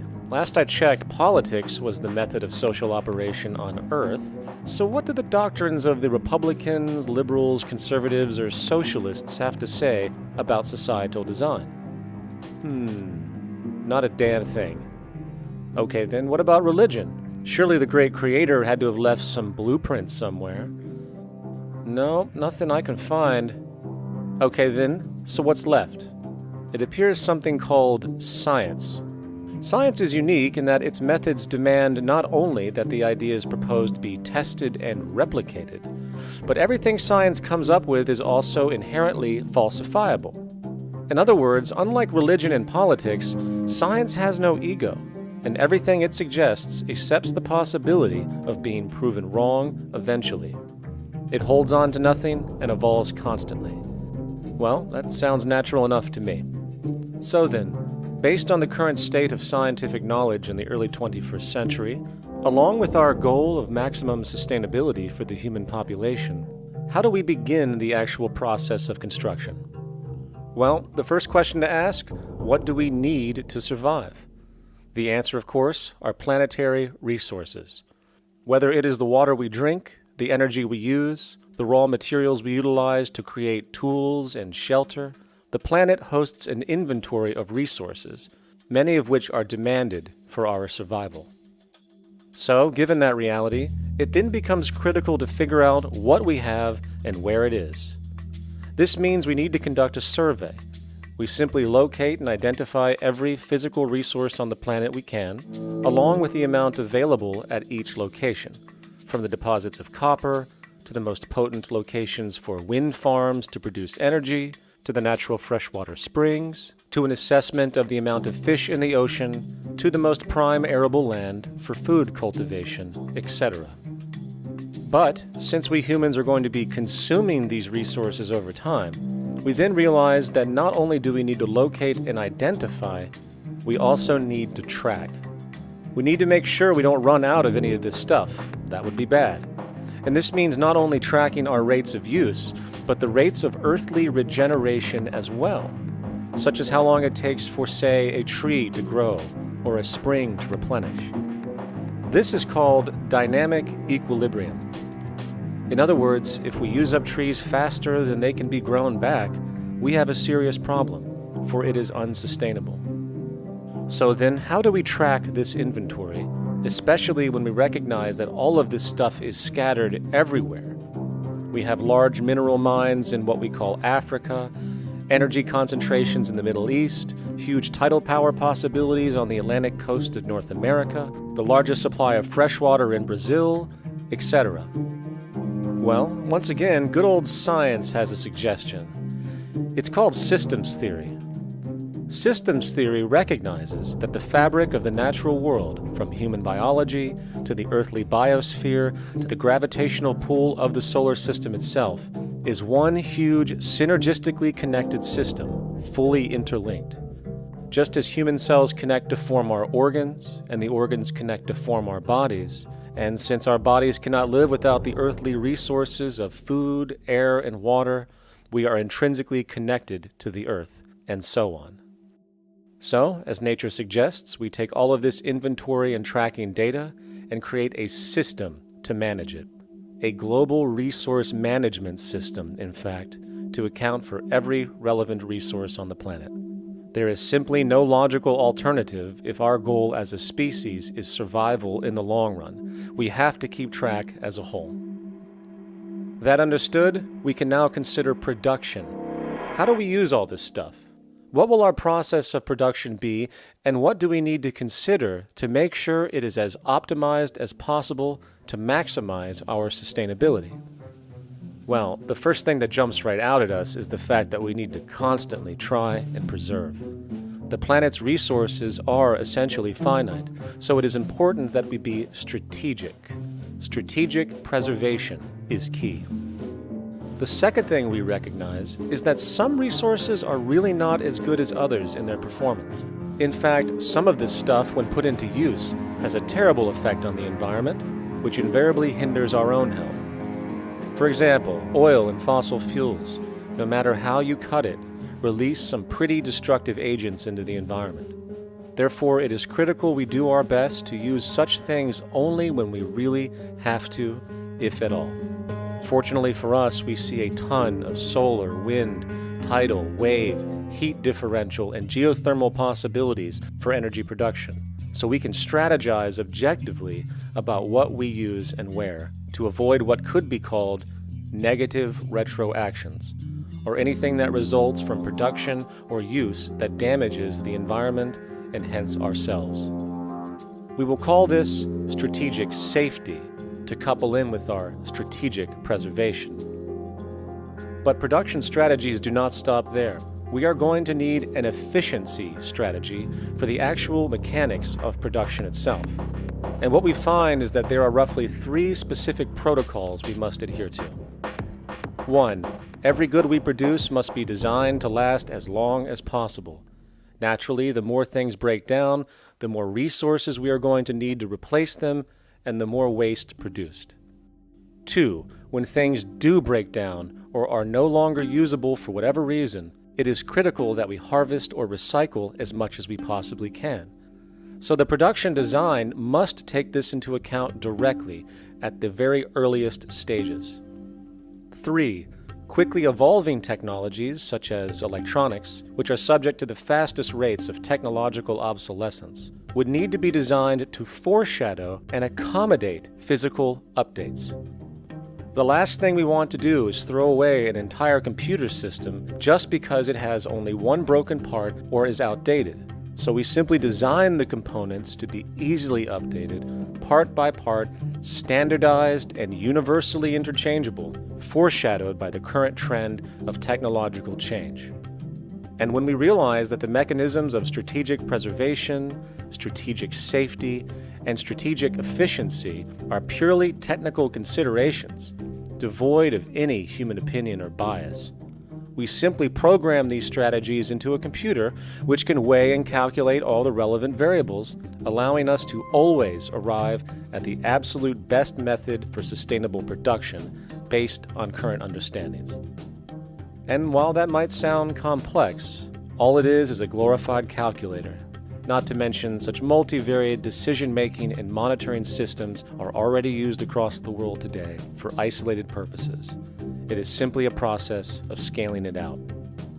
So, now we not only have our resource management system, but also a production management system, both of which are easily computer automated to maximize efficiency, preservation, and safety.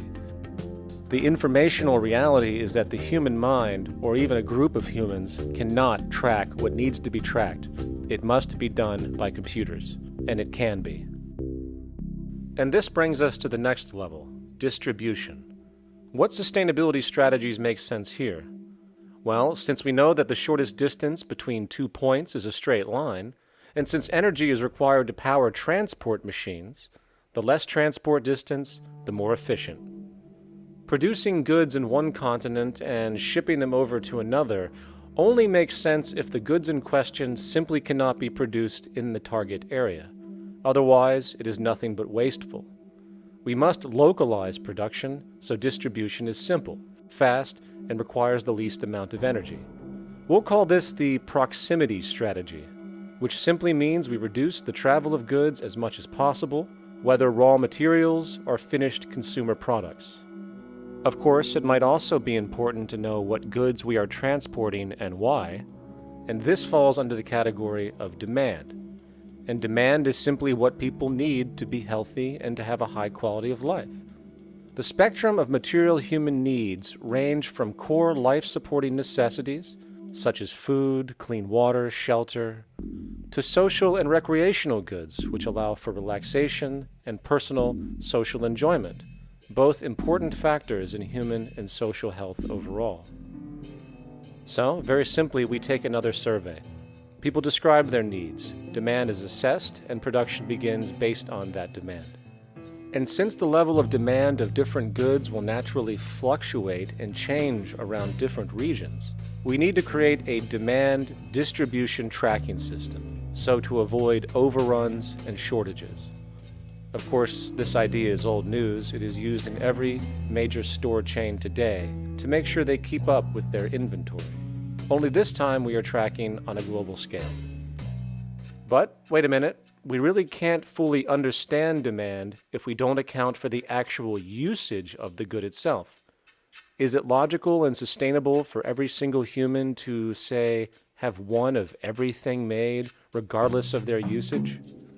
No, that would be simply wasteful and inefficient.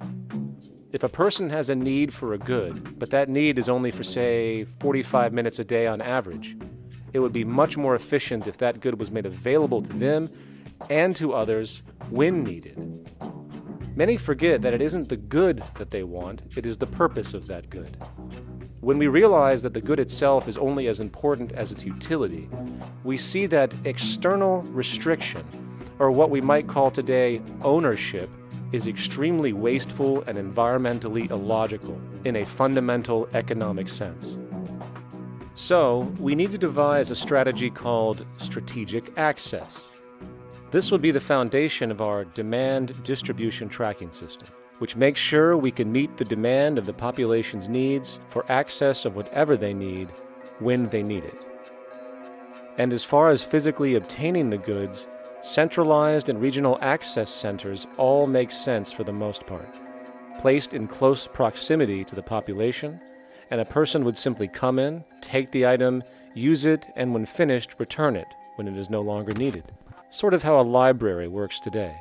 In fact, these centers could not only exist in the community in the way we see local stores today, but specialized access centers would exist in specific areas where often certain goods are utilized, saving more energy with less repeat transport.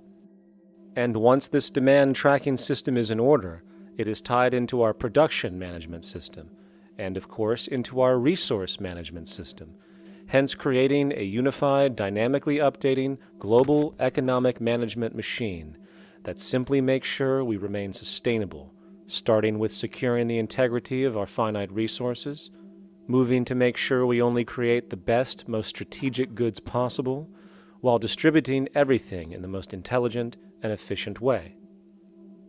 And the unique result of this preservation-based approach, which is intuitively counter to many, is that this logical, ground-up, empirical process of preservation and efficiency, which can only define true human sustainability on this planet, would likely enable something never before seen in human history.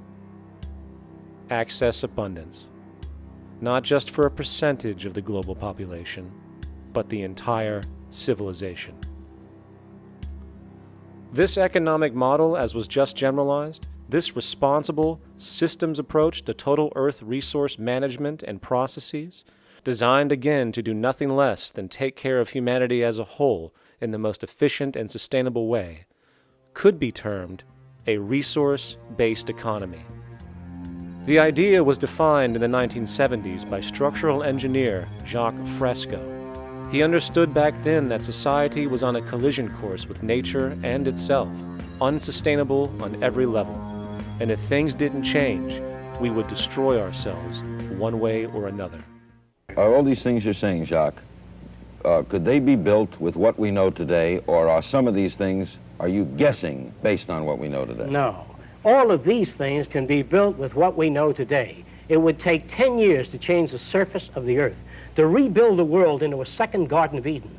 The choice lies with you. The stupidity of a nuclear arms race, the development of weapons, trying to solve your problems politically by electing this political party or that political party, that all politics is immersed in corruption. Let me say it again. Communism, socialism, fascism, the Democrats, the liberals, we want to absorb human beings. All organizations that believe in a better life for man, there are no Negro problems or Polish problems or Jewish problems or Greek problems or women's problems. They're human problems. I'm not afraid of anybody. I don't work for anyone. No one can discharge me. I have no boss.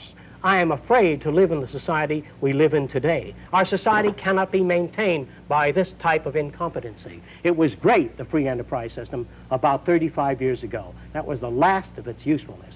Now we've got to change our way of thinking or perish. The horror movies of the future will be our society, the way it didn't work.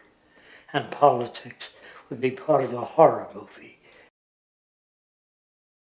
Lots of people today use the term cold science because they're analytical.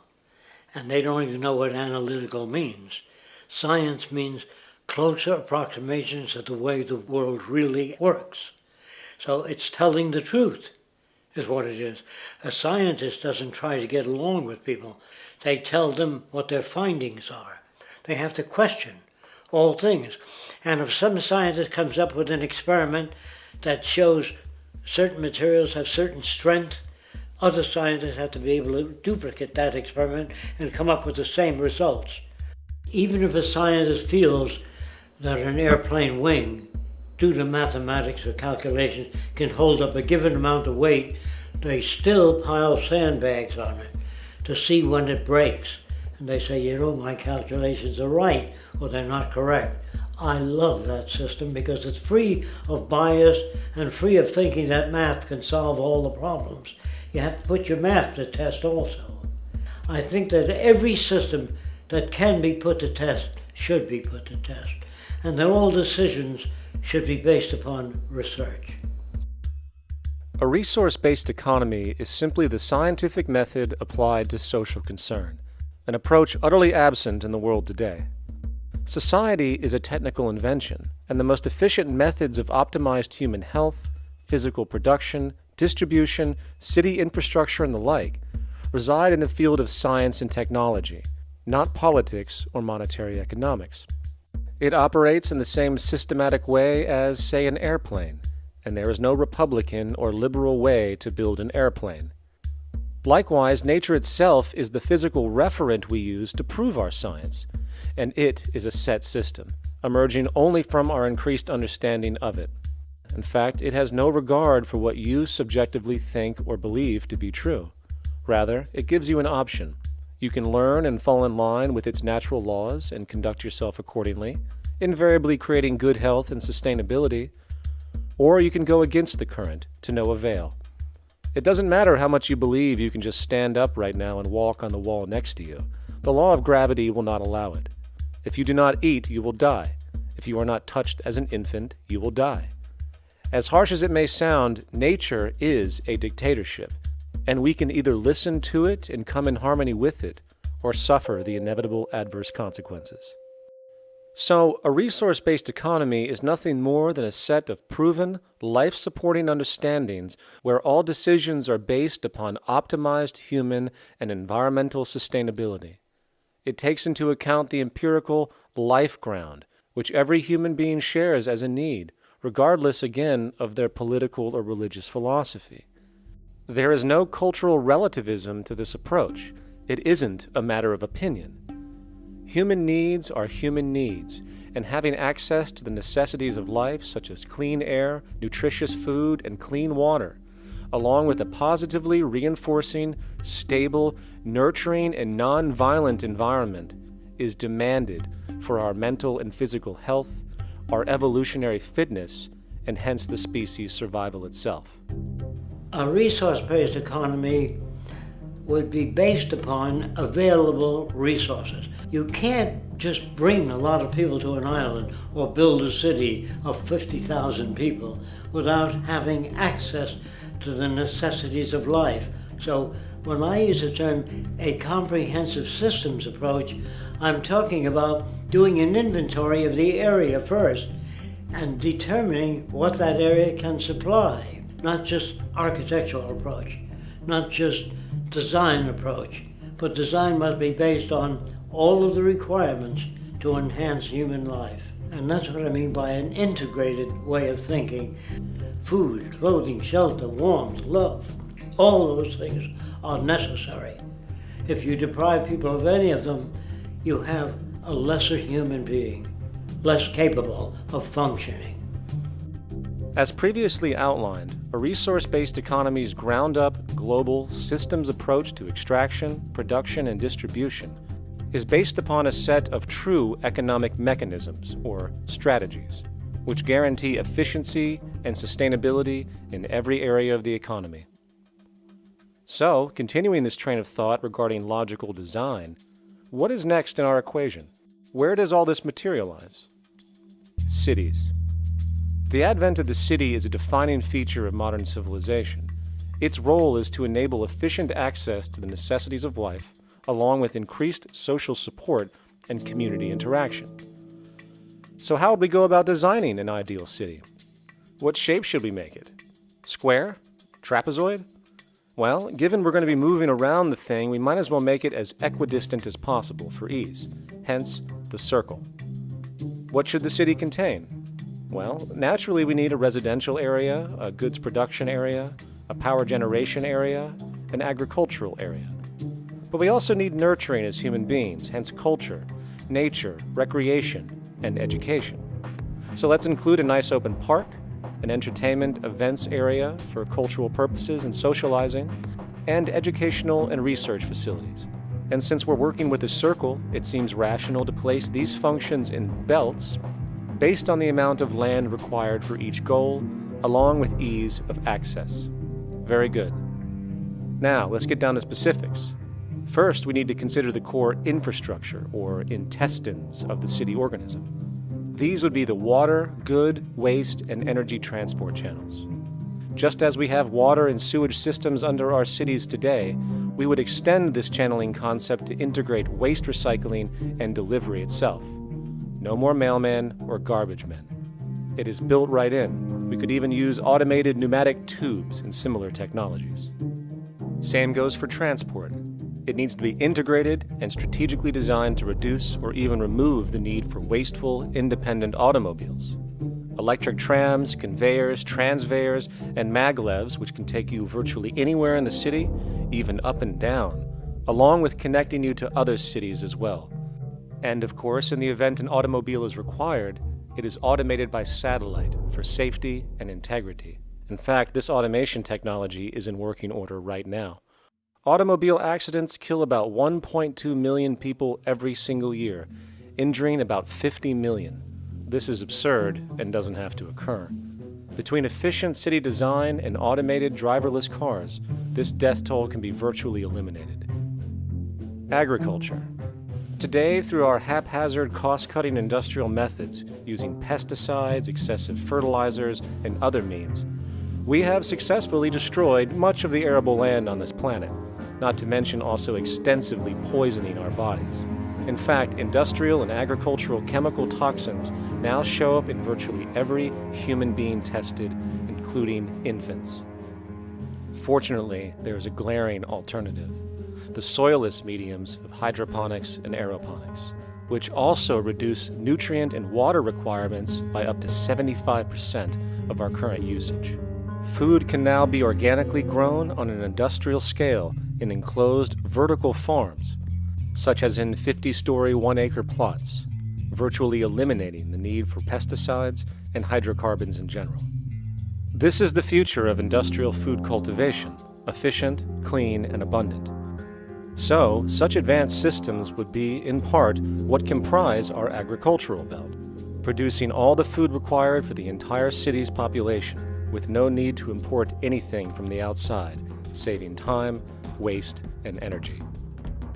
And speaking of energy, the energy belt would work in a systems approach to extract electricity from our abundant renewable mediums, specifically wind, solar, geothermal, and heat differentials, and if near water potentials, tidal and wave power. To avoid intermittency and make sure a positive net energy return occurs, these mediums would operate in an integrated system, powering each other when needed, while storing excessive energy to large supercapacitors under the ground, so nothing can go to waste. And not only does the city power itself, particular structures will also power independently and generate electricity through photovoltaic paints, structural pressure transducers, the thermocouple effect, and other current but underutilized technologies. But of course, this begs the question, how does this technology and goods in general get created in the first place? This brings us to production. The industrial belt, apart from having hospitals and the like, would be the hub of factory production. Completely localized overall, it would of course obtain raw materials by way of the global resource management system just discussed, with demand being generated by the population of the city itself. As far as the mechanics of production, we need to discuss a new, powerful phenomenon which was sparked very recently in human history and is on pace to changing everything. It's called mechanization, or the automation of labor. Well, if you look around you, you'll notice that almost everything that we use today is built automatically. Your shoes, your clothes, your home appliances, your car, and so on. They are all built by machines in an automatic way. Can we say that the society has not been influenced by these major technological advancements? Of course not. These systems really dictate new structures and new needs, and they make a lot of other things obsolete. So we've been going up in the development and use of technology in an exponential way. So definitely automation is going to continue. You cannot stop technologies that just make sense.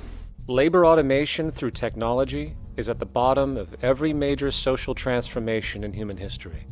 From the agricultural revolution and the invention of the plow, to the industrial revolution and the invention of the powered machine, to the information age we live in now through essentially the invention of advanced electronics and computers. And with regard to advanced production methods today, mechanization is now evolving on its own, moving away from the traditional method of assembling component parts into a configuration into an advanced method of creating entire products in one single process. Like most engineers, I'm fascinated by biology because it's so full of examples of extraordinary pieces of engineering. And absolutely, what biology is the study of things that copy themselves. Of course, that's good a definition of life as we've got. Again, as an engineer, I've always been intrigued by the idea of machines that would copy themselves. RepRap is a three-dimensional printer. That's to say, it's a printer that you plug into a computer, and instead of making two-dimensional sheets of paper with patterns on, it makes real, physical, three-dimensional objects. Now, there's nothing new about that. 3D printers have been around for about 30 years. Big thing about RepRap is that it prints most of its own parts. So if you've got one, you can make another one and give it to a friend, as well as being able to print lots of useful things. From the simple printing of basic household goods in your home, to the printing of an entire automobile body in one swoop, advanced automated 3D printing now has the potential to transform virtually every field of production, including home construction. Contour crafting is actually a fabrication technology, the so-called 3D printing, when you directly build a 3D object from a computer model. Using contour crafting, it will be possible to build a 2,000 square foot home entirely by the machine in one day. The reason that people are interested in automating construction is that it really brings a lot of benefits.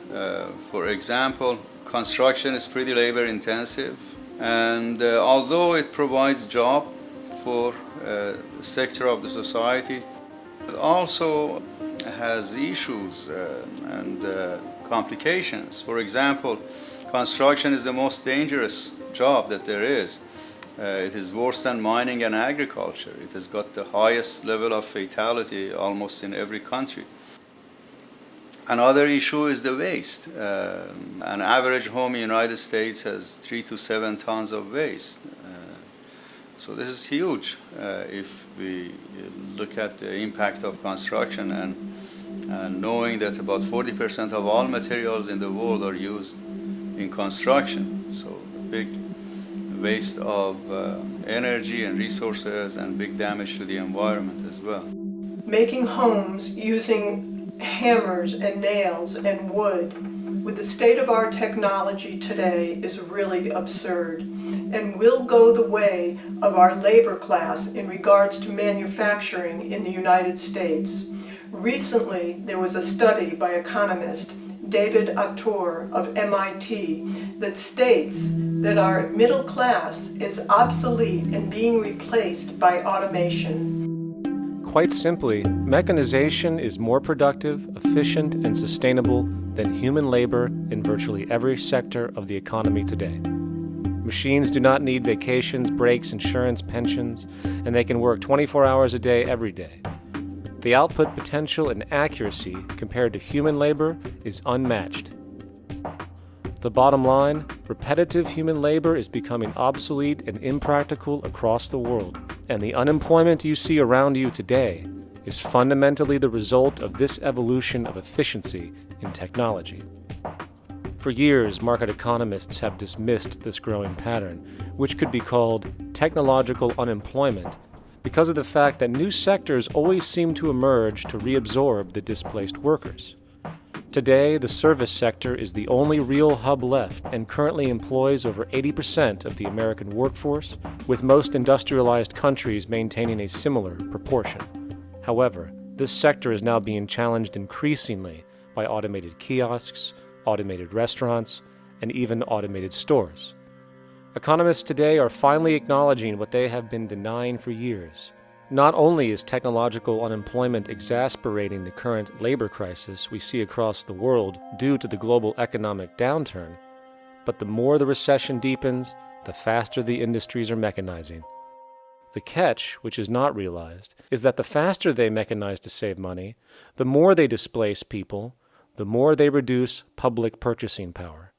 This means that while the corporation can produce everything more cheaply, fewer and fewer people will actually have money to buy anything, regardless of how cheap they become.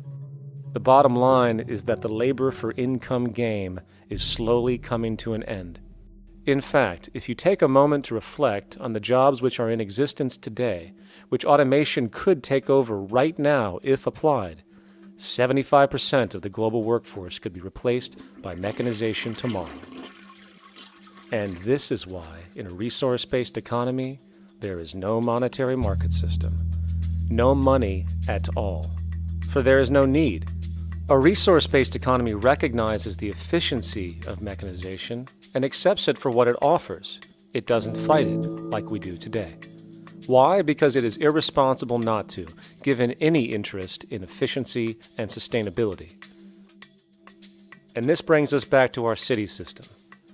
In the center is the central dome, which not only houses the educational facilities and transportation hub, it also hosts the mainframe that runs the city's technical operations. The city is, in fact, one big automated machine. It has sensors in all technical belts to track the progress of agriculture, energy gathering, production, distribution, and the like. Now, would people be needed to oversee these operations in the event of a malfunction or the like? Most probably yes, but that number would decrease over time as improvements continue. However, as of today, maybe 3% of the city population would be needed for this job when you break it down. And I can assure you that in an economic system which is actually designed to take care of you and secure your well-being, without you having to submit to a private dictatorship on a daily basis, usually to a job that is either technically unnecessary or socially pointless, while often struggling with debt that doesn't exist just to make ends meet. I guarantee you people will volunteer their time left and right to maintain and improve a system that actually takes care of them. And coupled with this issue of incentive comes the common assumption that if there isn't some external pressure for one to work for a living, people will just sit around, do nothing, and turn into fat, lazy blobs. This is nonsense. The labor system we have today is in fact the generator of laziness, not a resolver of it.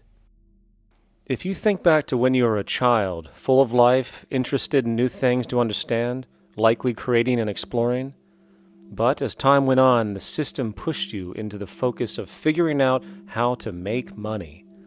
And from early education to study at a university, you are narrowed, only to emerge as a creature which serves as a cog in a wheel in a model that sends all the fruits to the upper 1%.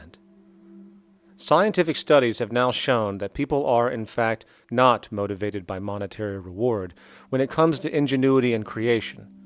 The creation itself is the reward. Money, in fact, appears only to serve as an incentive for repetitive, mundane actions, a role we have just now shown can be replaced by machine. So when it comes to innovation, the actual use of the human mind, the monetary incentive has proven to be a hindrance, interfering and detracting from creative thought. And this might explain why Nikola Tesla, the Wright brothers, and other inventors who contributed massively to our current world never showed a monetary incentive to do so. Money is, in fact, a false incentive and causes 100 times more distortion than it does contribution.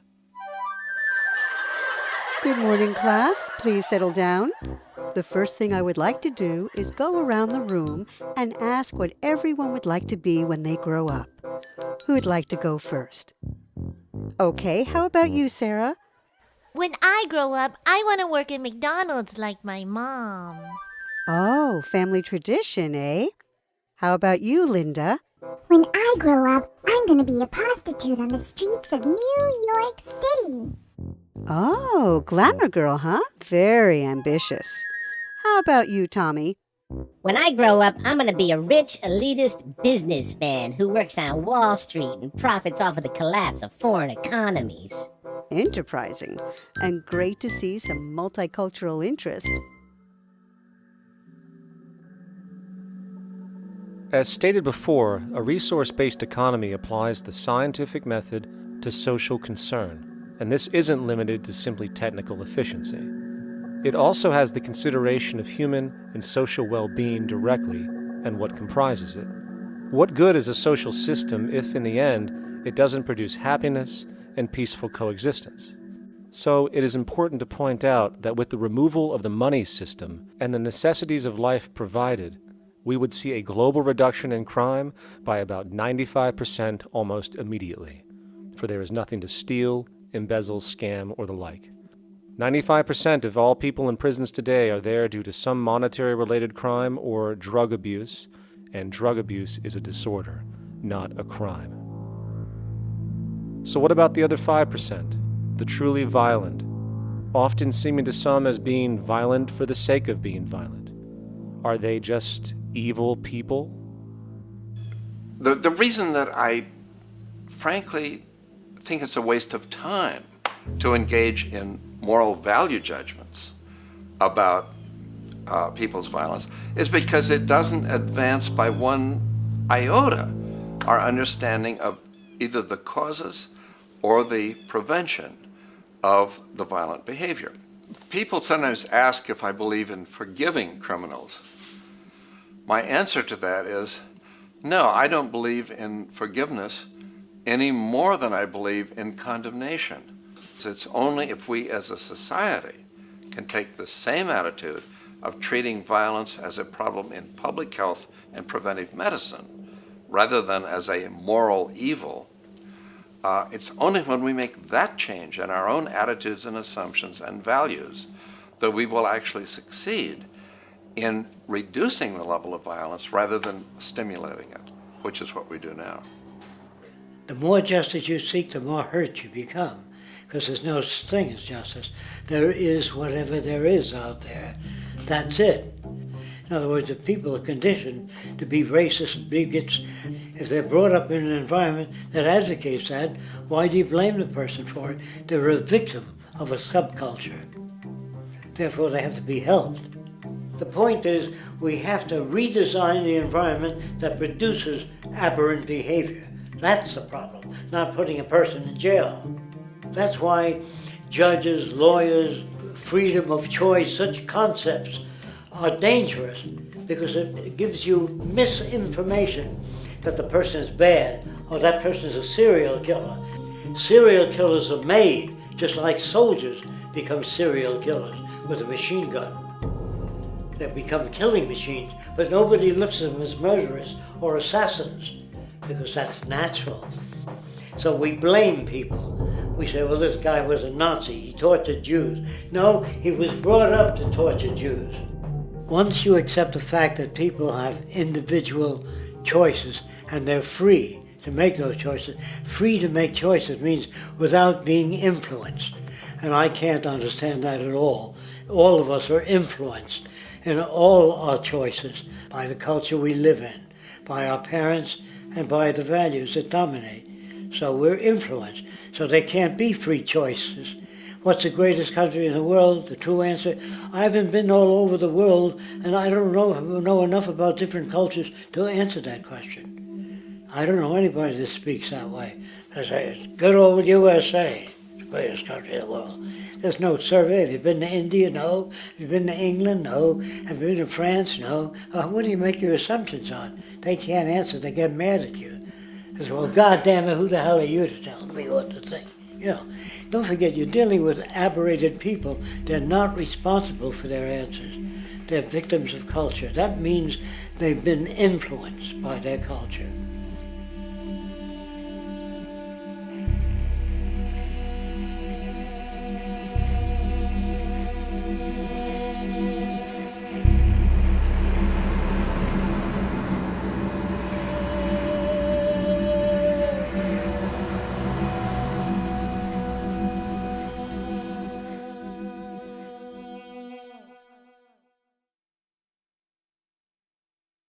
When we consider a resource-based economy, there are often a number of arguments that tend to come up with regard to the efficiency. Now hold on just a minute. Yes? I know what this is. This is called Marxism, buddy. Stalin killed 800 billion people because of ideas like this. My father died in the gulag. Hold on. Communist, fascist. You don't like America, you should just leave. All right, everybody just calm down. Death to the New World Order. Death to the New World Order. And as the irrationality of the audience grew, shocked and confused, suddenly the narrator suffered a fatal heart attack. And the seemingly communist propaganda film was no more.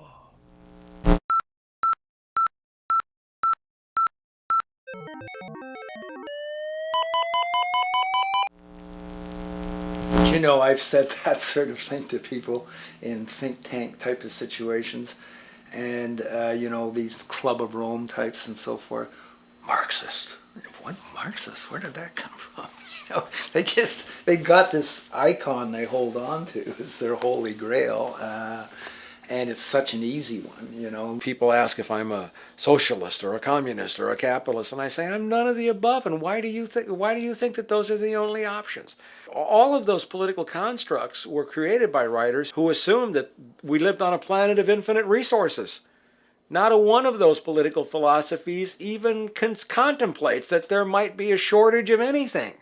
I believe that communism, socialism, free enterprise, fascism are part of social evolution, that you can't take a giant step from one culture to another, but they're in-between systems. Before there's any ism, we've got a life ground, and the life ground is, as I just described most easily, it's all the conditions required to take your next breath, and that involves the air you breathe, the water you get, the safety you have, the education you can access, all these things that we share and use and that no life in any culture can do without. So we've got to reset down to the life ground, and the life ground is no longer any ism.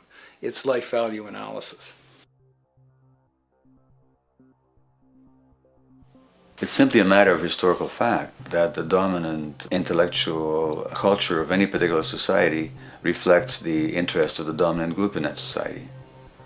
In a slave-owning society, the beliefs about human beings and human rights and so on will reflect the needs of the slave owners.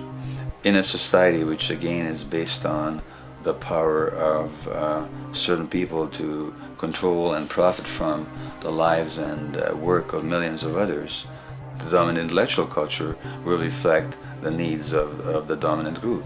And so that if you look across the board, the ideas that pervade psychology and sociology and history and political economy and political science fundamentally reflect certain elite interests.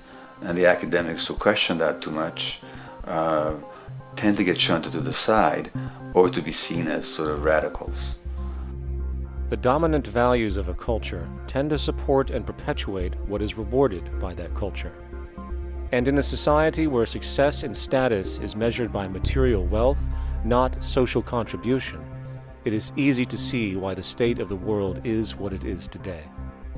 We are dealing with a values system disorder, completely denatured, where the priority of personal and social health have become secondary to the detrimental notions of artificial wealth and limitless growth. And like a virus, this disorder now permeates every facet of government, news media, entertainment, and even academia. And built into its structure are mechanisms of protection from anything that might interfere.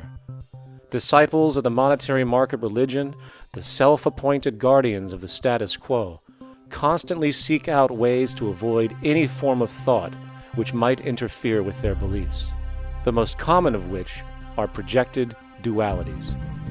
If you are not a Republican, you must be a Democrat. If you are not a Christian, you might be a Satanist.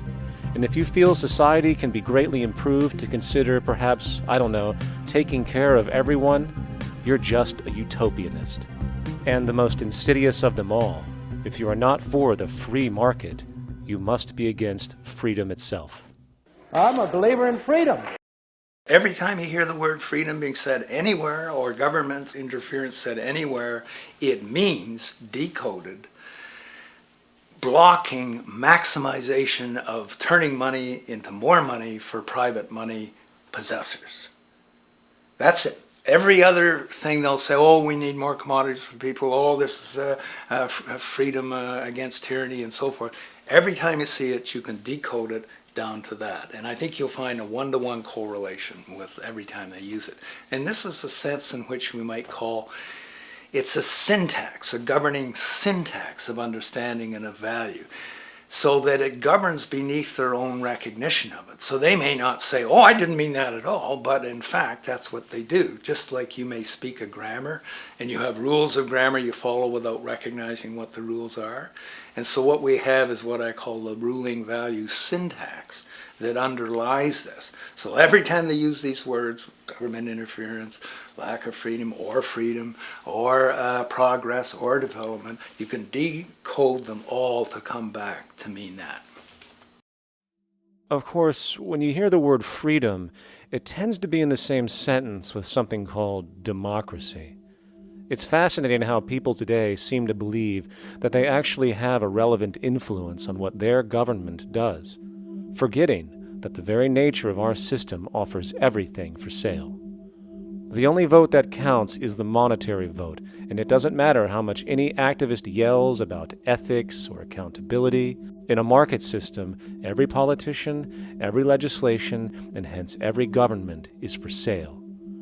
And even with the $20 trillion bank bailout starting in 2007, an amount of money which could have changed, say, the global energy infrastructure to fully renewable methods, instead going to a series of institutions that literally do nothing to help society, institutions that could be removed tomorrow with no recourse. The blind conditioning that politics and politicians exist for the public well-being still continues. The fact is, politics is a business, no different than any other in a market system, and they care about their self-interest before anything else. I don't really, honestly, deep down believe in political action. I think the system contracts and expands as it wants to. It accommodates these changes. I think the civil rights movement was an accommodation on the part of those who own the country. I think they see where their self-interest lies. They see a certain amount of freedom seems good, an illusion of liberty. Give these people a voting day every year so that they'll have the illusion of meaningless choice. Meaningless choice that we go like slaves and say, "Joel, I voted." The limits of debate in this country are established before the debate even begins, and everyone else is marginalized. They're made to seem either to be communists or some sort of disloyal person. A kook, there's a word. And now it's conspiracy. Say, they've made that something that should not be even entertained for a minute, that powerful people might get together and have a plan. Doesn't happen. You're a kook. You're a conspiracy buff. And of all the mechanisms of defense of this system, there are two that repeatedly come up. The first is this idea that the system has been the cause of the material progress we have seen on this planet. Well, no. There are basically two root causes which have created the increased so-called wealth and population growth we see today. One, the exponential advancement of production technology, hence scientific ingenuity. And two, the initial discovery of abundant hydrocarbon energy, which is currently the foundation of the entire socioeconomic system. The free market, capitalist, monetary market system, whatever you want to call it, has done nothing but ride the wave of these advents with a distorted incentive system and a haphazard, grossly unequal method of utilizing and distributing those fruits. The second defense is a belligerent social bias generated from years of propaganda, which sees any other social system as a route to so-called tyranny, with various name droppings of Stalin, Mao, Hitler, and the death tolls they generated. Well, as despotic as these men might have been, along with the societal approaches they perpetuated, when it comes to the game of death, when it comes to the systematic daily mass murder of human beings, nothing in history compares to what we have today.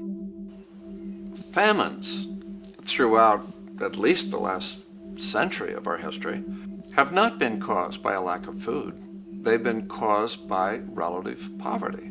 The economic resources were so inequitably distributed that the poor simply didn't have enough money with which to buy the food that would have been available if they could have afforded to pay for it. That would be an example of structural violence. Another example, in Africa and some other areas, but I'll particularly focus on Africa, tens of millions of people are dying of AIDS. Why are they dying? It's not because we don't know how to treat AIDS.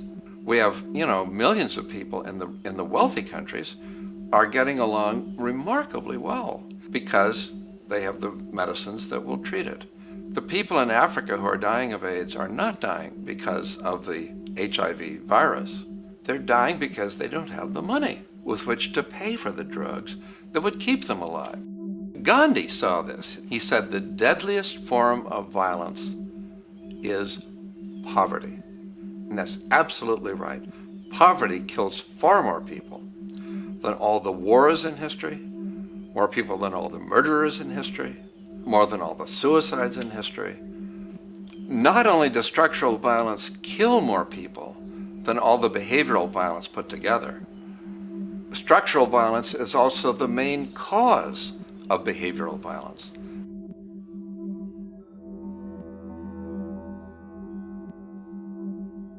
Oil is the foundation of, and it is present throughout the edifice of human civilization. There are 10 calories of hydrocarbon energy, oil and natural gas, in every calorie of food you and I eat in the industrialized world. Fertilizers are made from natural gas. Pesticides are made from oil. You drive oil-powered machines to plant, plow, irrigate, harvest, transport, package. You wrap the food in plastic, that's oil. All plastic is oil. There are 7 gallons of oil in every tire. Oil is everywhere. It's ubiquitous. And it's only because of oil that there are 7 billion people, or almost 7 billion people on this planet right now. The arrival of this cheap, easy energy, which is equivalent, by the way, to billions of slaves working around the clock, changed the world in such a radical way over the last century, and the population has gone up 10 times. But by 2050, oil supply is able to support less than half the present world's population in their present way of life. So the scale of adjustment to live differently is just enormous. The world is now using 6 barrels of oil for every barrel it finds. 5 years ago, it was using 4 barrels of oil for every barrel it finds. A year from now, it's going to be using 8 barrels of oil for every barrel it finds. What's disturbing to me is the lack of any real effort from governments worldwide or industry leaders worldwide to do something different. I mean, we have these sort of attempts to build more wind power and to maybe do something with tide. We've got attempts to make our cars a little bit more efficient. But there's nothing which really looks like a revolution coming along. These are all pretty minor. And that, I think, is pretty frightening. And the governments who are driven by these economists who don't really appreciate what we're talking about are trying to stimulate consumerism to restore past prosperity in the hope that they can restore the past. They're printing yet more money lacking any collateral at all.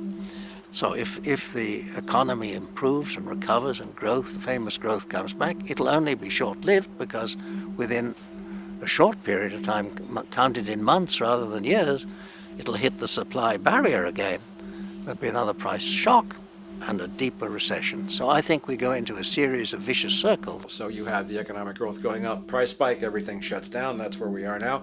Then it starts to come up again. But what we have now is this area where there's no more ability to produce cheap energy. We're at the peak. We're on the downslope of oil production. No way you're going to get any more out of the ground any faster, which means that things shut down. The price of oil drops, which it did in early 2009, but then as you have an ersatz so-called recovery, the price of oil starts to come back. It's recently been hovering around $80 a barrel, and what we see is at $80 a barrel now, with the economic and financial collapse, people are having a hard time affording that. World oil production right now is about 86 million barrels a day. Over 10 years, you're looking at roughly 40 million barrels a day having to be replaced. There's nothing around which can come even within 1% of meeting that sort of demand. If we don't do something pretty quickly, there's going to be a huge energy deficiency. I think the big mistake is in not recognizing a decade or so ago that a concerted effort needed to be made to develop these sustainable forms of energy. I think that's something our grandchildren will look back on with total disbelief. You people knew that you were dealing with a finite commodity. How could you possibly have built your economy around something which was going to disappear? For the first time in human history, the species is now faced with the depletion of a core resource central to our current system of survival.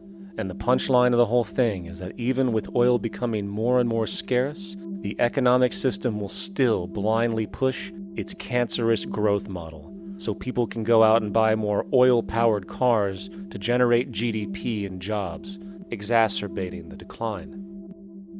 Are there solutions to replace the edifice of the hydrocarbon economy? Of course. But the path needed to accomplish these changes will not manifest through the market system protocols required, since new solutions can only be implemented through the profit mechanism. People are not investing in renewable energies because there is no money in it in both the long and short term, and the commitment needed to make it happen can only occur at a severe financial loss. Hence, there is no monetary incentive, and in this system, if there's no monetary incentive, things do not happen. And on top of it all, peak oil is just one of many surfacing consequences of the environmental social train wreck gaining speed today.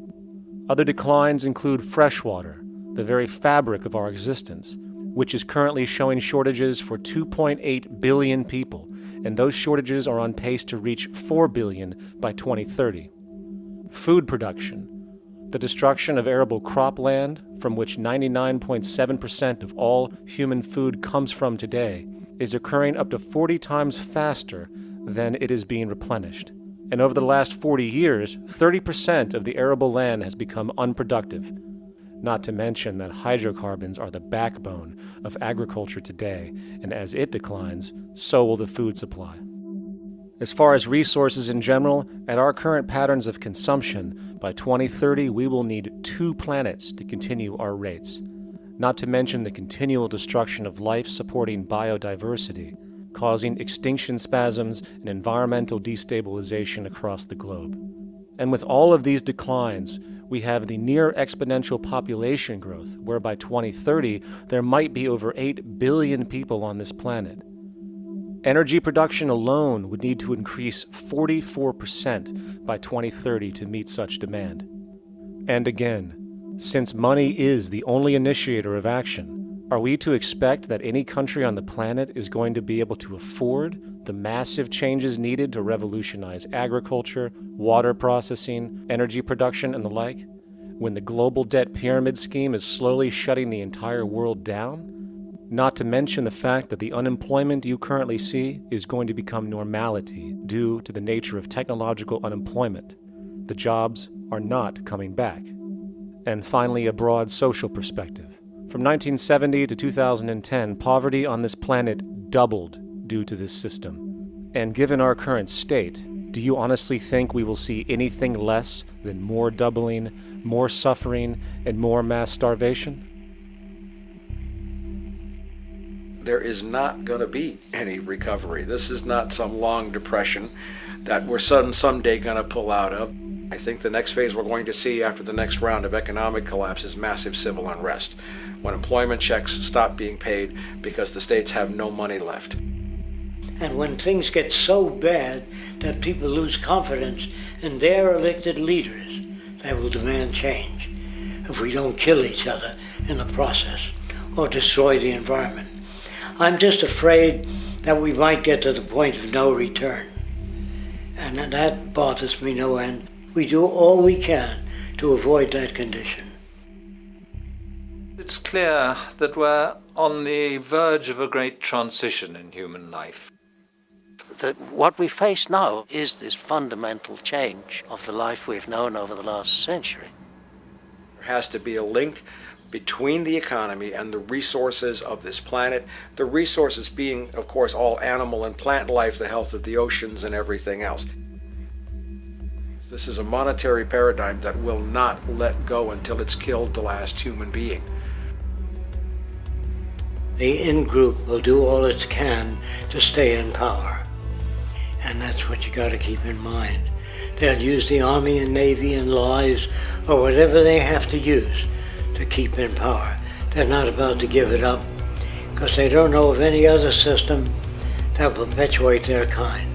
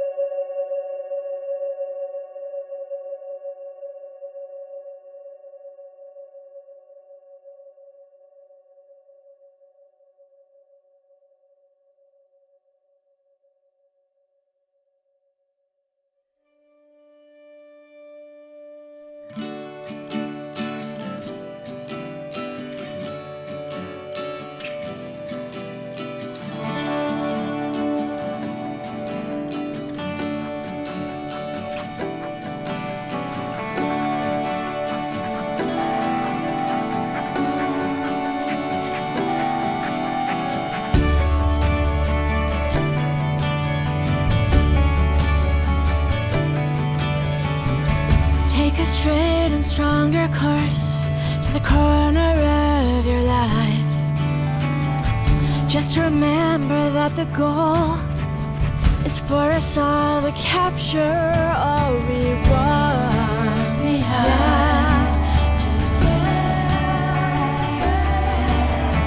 Don't surround yourself with yourself. Move on back to squares. Send an instant karma to me, and I shall live with love and care for yourself. 'Cause it's time, this time, and time with your time, and its news is captured for the Queen to use.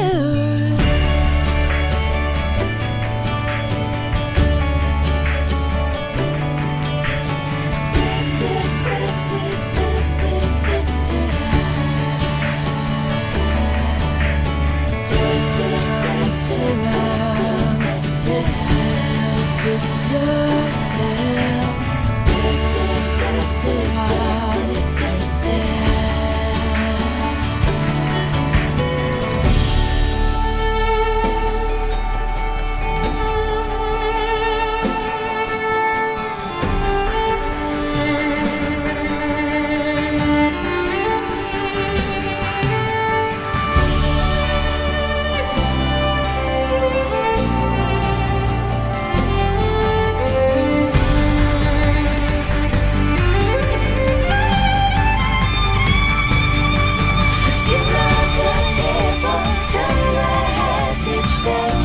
Satisfied, I'm on my way.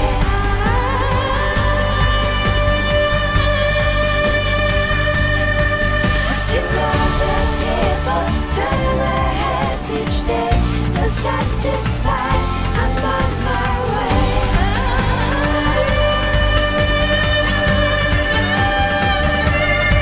To see other people turn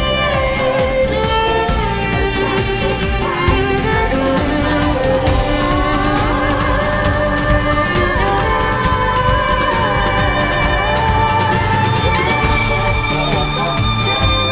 heads each day.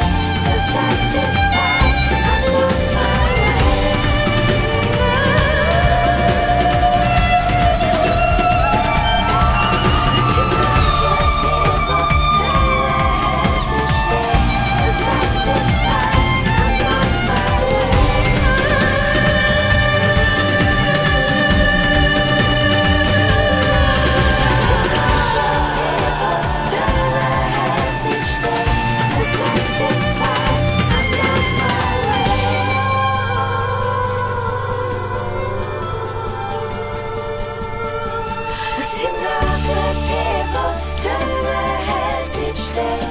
Satisfied, I'm on my way.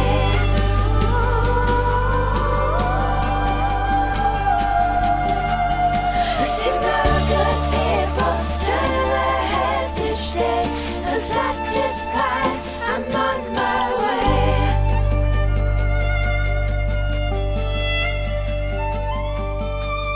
I've seen the good people turn their heads each day.